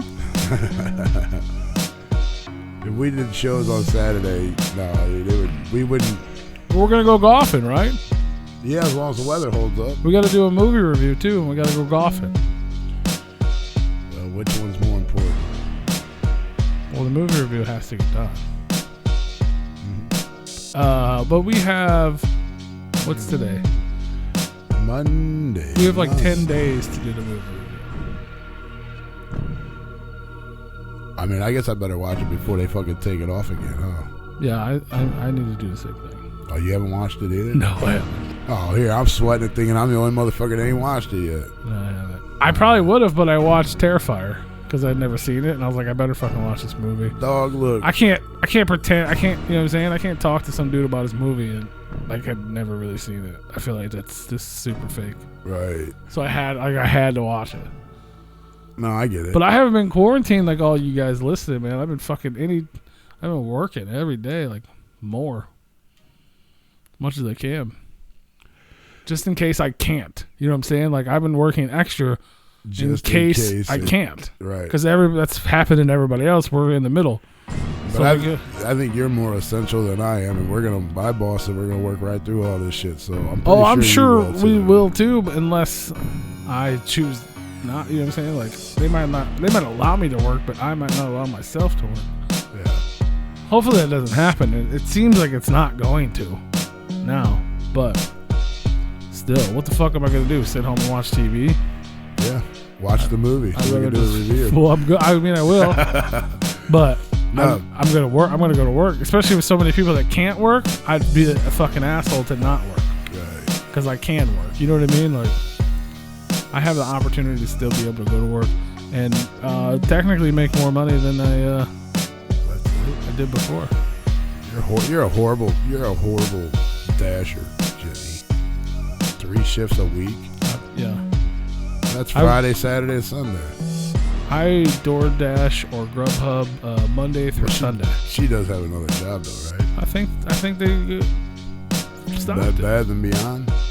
Is that essential? I don't think so. I don't think malls are even open. Yeah, I don't know. What did you watch 3 times? What did you guys watch? Spun? Spun. Yeah. While we're talking about watching movies, Why did that movie come up? I finally watched the movie for the first time. I just saw Mina Savari share that movie. It's weird. Called. It had Vince Vaughn in it and Jennifer Aniston. I finally watched fucking Breakup. The Breakup? Yes, I finally watched it. Well, so why do you say that? Like I find like that's a movie you've been dying to watch or something. Like, well, no, but it's been out is that for an important cinema? I mean, it's been out for how fucking long? And Too long to watch now. Everybody I heard talk about that movie when it came out said it was fucking hilarious, and it's pretty funny. I actually enjoyed it. That you get to see your Jennifer Aniston's little naked booty. That was pretty bad. Did you get to see Vince Vaughn's naked booty too? No. Vince Vaughn is the same character in every movie. Yeah, pretty much, yeah. Like that dude's only got one acting style. That's yes, it. and it's him. He's the same fucking guy. I think my favorite movie that he's actually in is called Swingers. Swingers is fucking great. I think that's probably my favorite movie. That's where he started. That's where he came from. Yep. Him and Jon Favreau. Yep. Which is nuts. It's fucking crazy. Jon Favreau is like one of the biggest fucking directors in the world now. Yeah. And he was the sidekick in the fucking movie with Vince Vaughn. And then Vince Vaughn like got kind of big and then just kind of went away. He went away with what's the blonde headed dude with fuck's that dude's name? Owen Wilson? Yeah. He fucking like kind of took off from him and went with Owen Wilson for a while and did a couple Wedding Crashers and all that. Yeah. We got a stage 4 clinger. What is that? It's time. Holy cow. It's time for bed. We had so much fun with our guests that we ran out of fucking Replicon time. We did. Which is always a good thing, though. It's good when our guests talk. No, it's great. It's unfortunate for you guys. As long as y'all have fun. But you know how you can fix that problem, right? Join the Patreon. Join the motherfucking Patreon, yo. You get an extra Replicon. We did a fucking, what was it, 6.5 hour fucking show? Fucking close to. Killed it. Shit was so funny, so entertaining. I drank it was so long. I drank like 15 beers. Right? The ice cream man showed up several times. We was dancing on the screen. Fuck yeah. Because fuck you. That's right, That's right. That's right. Because fuck you. That's why. That was a fucking amazing interview with Mr. David Howard Thornton, the fucking star of Terrifier, the movie. Plays Art the fucking Clown. Because fuck you. Because fuck you. Ain't nobody else got that shit like we got. Nope. We got that good shit. That's right. But yes. Replicon Radio got that good shit. That was phenomenal interview. That was really good. Got that dinky one. Got that dinky one. Where did you get money? For them stolen stickers. What? From Astro. This motherfucker be stealing shit. I mean, they were loaned. Oh, gotcha. I loaned him some stickers, and I loaned his wife some drawers. Some drawers at the Astro. It's all good, brother. I just consider it a savings account. You know what I'm saying? Hell yeah. Same thing I did with Big Roo. All right, let's get the fuck out of here. You getting paid now. You're getting paid more than the rest of us. You got that unemployment shit. Right. Taking over the world. They gave you a little extra, right? Taking over the world, Craig. You need some flashlights. Boom. All right, y'all. Well, YouTube, You're going. you're out of here, man. Put this back up here for you real quick. Just one last reminder. Next week on the show, we got the homeboy Bake Low live right here, Replicon Radio. We'll be on the YouTube as well as the website. That's right. We appreciate y'all tuning in. Make sure you subscribe to the channel. Leave a comment on the show after it's over. Tell us what you think. Tell us what you like. Tell us what you didn't like. And Yeah, always you send us an email at the Replicon you can do that as well. and send us whatever. If you got an idea for the show, email us. Yeah. If you want to talk shit about the show, email us. Or just leave it in the comment section. If you want to say something very nice about the show, and I'm pretty sure we'll read all of them live on air, whether good or bad. We don't give a shit. We can do that too. Hell yeah. Go ahead and just send the email Send an email. Or leave a comment. or leave a comment. All right, YouTube, we're out of here. Subscribe. We got more content dropping this week. Ring that bell to make sure you stay tuned to everything coming up. Bye, YouTube.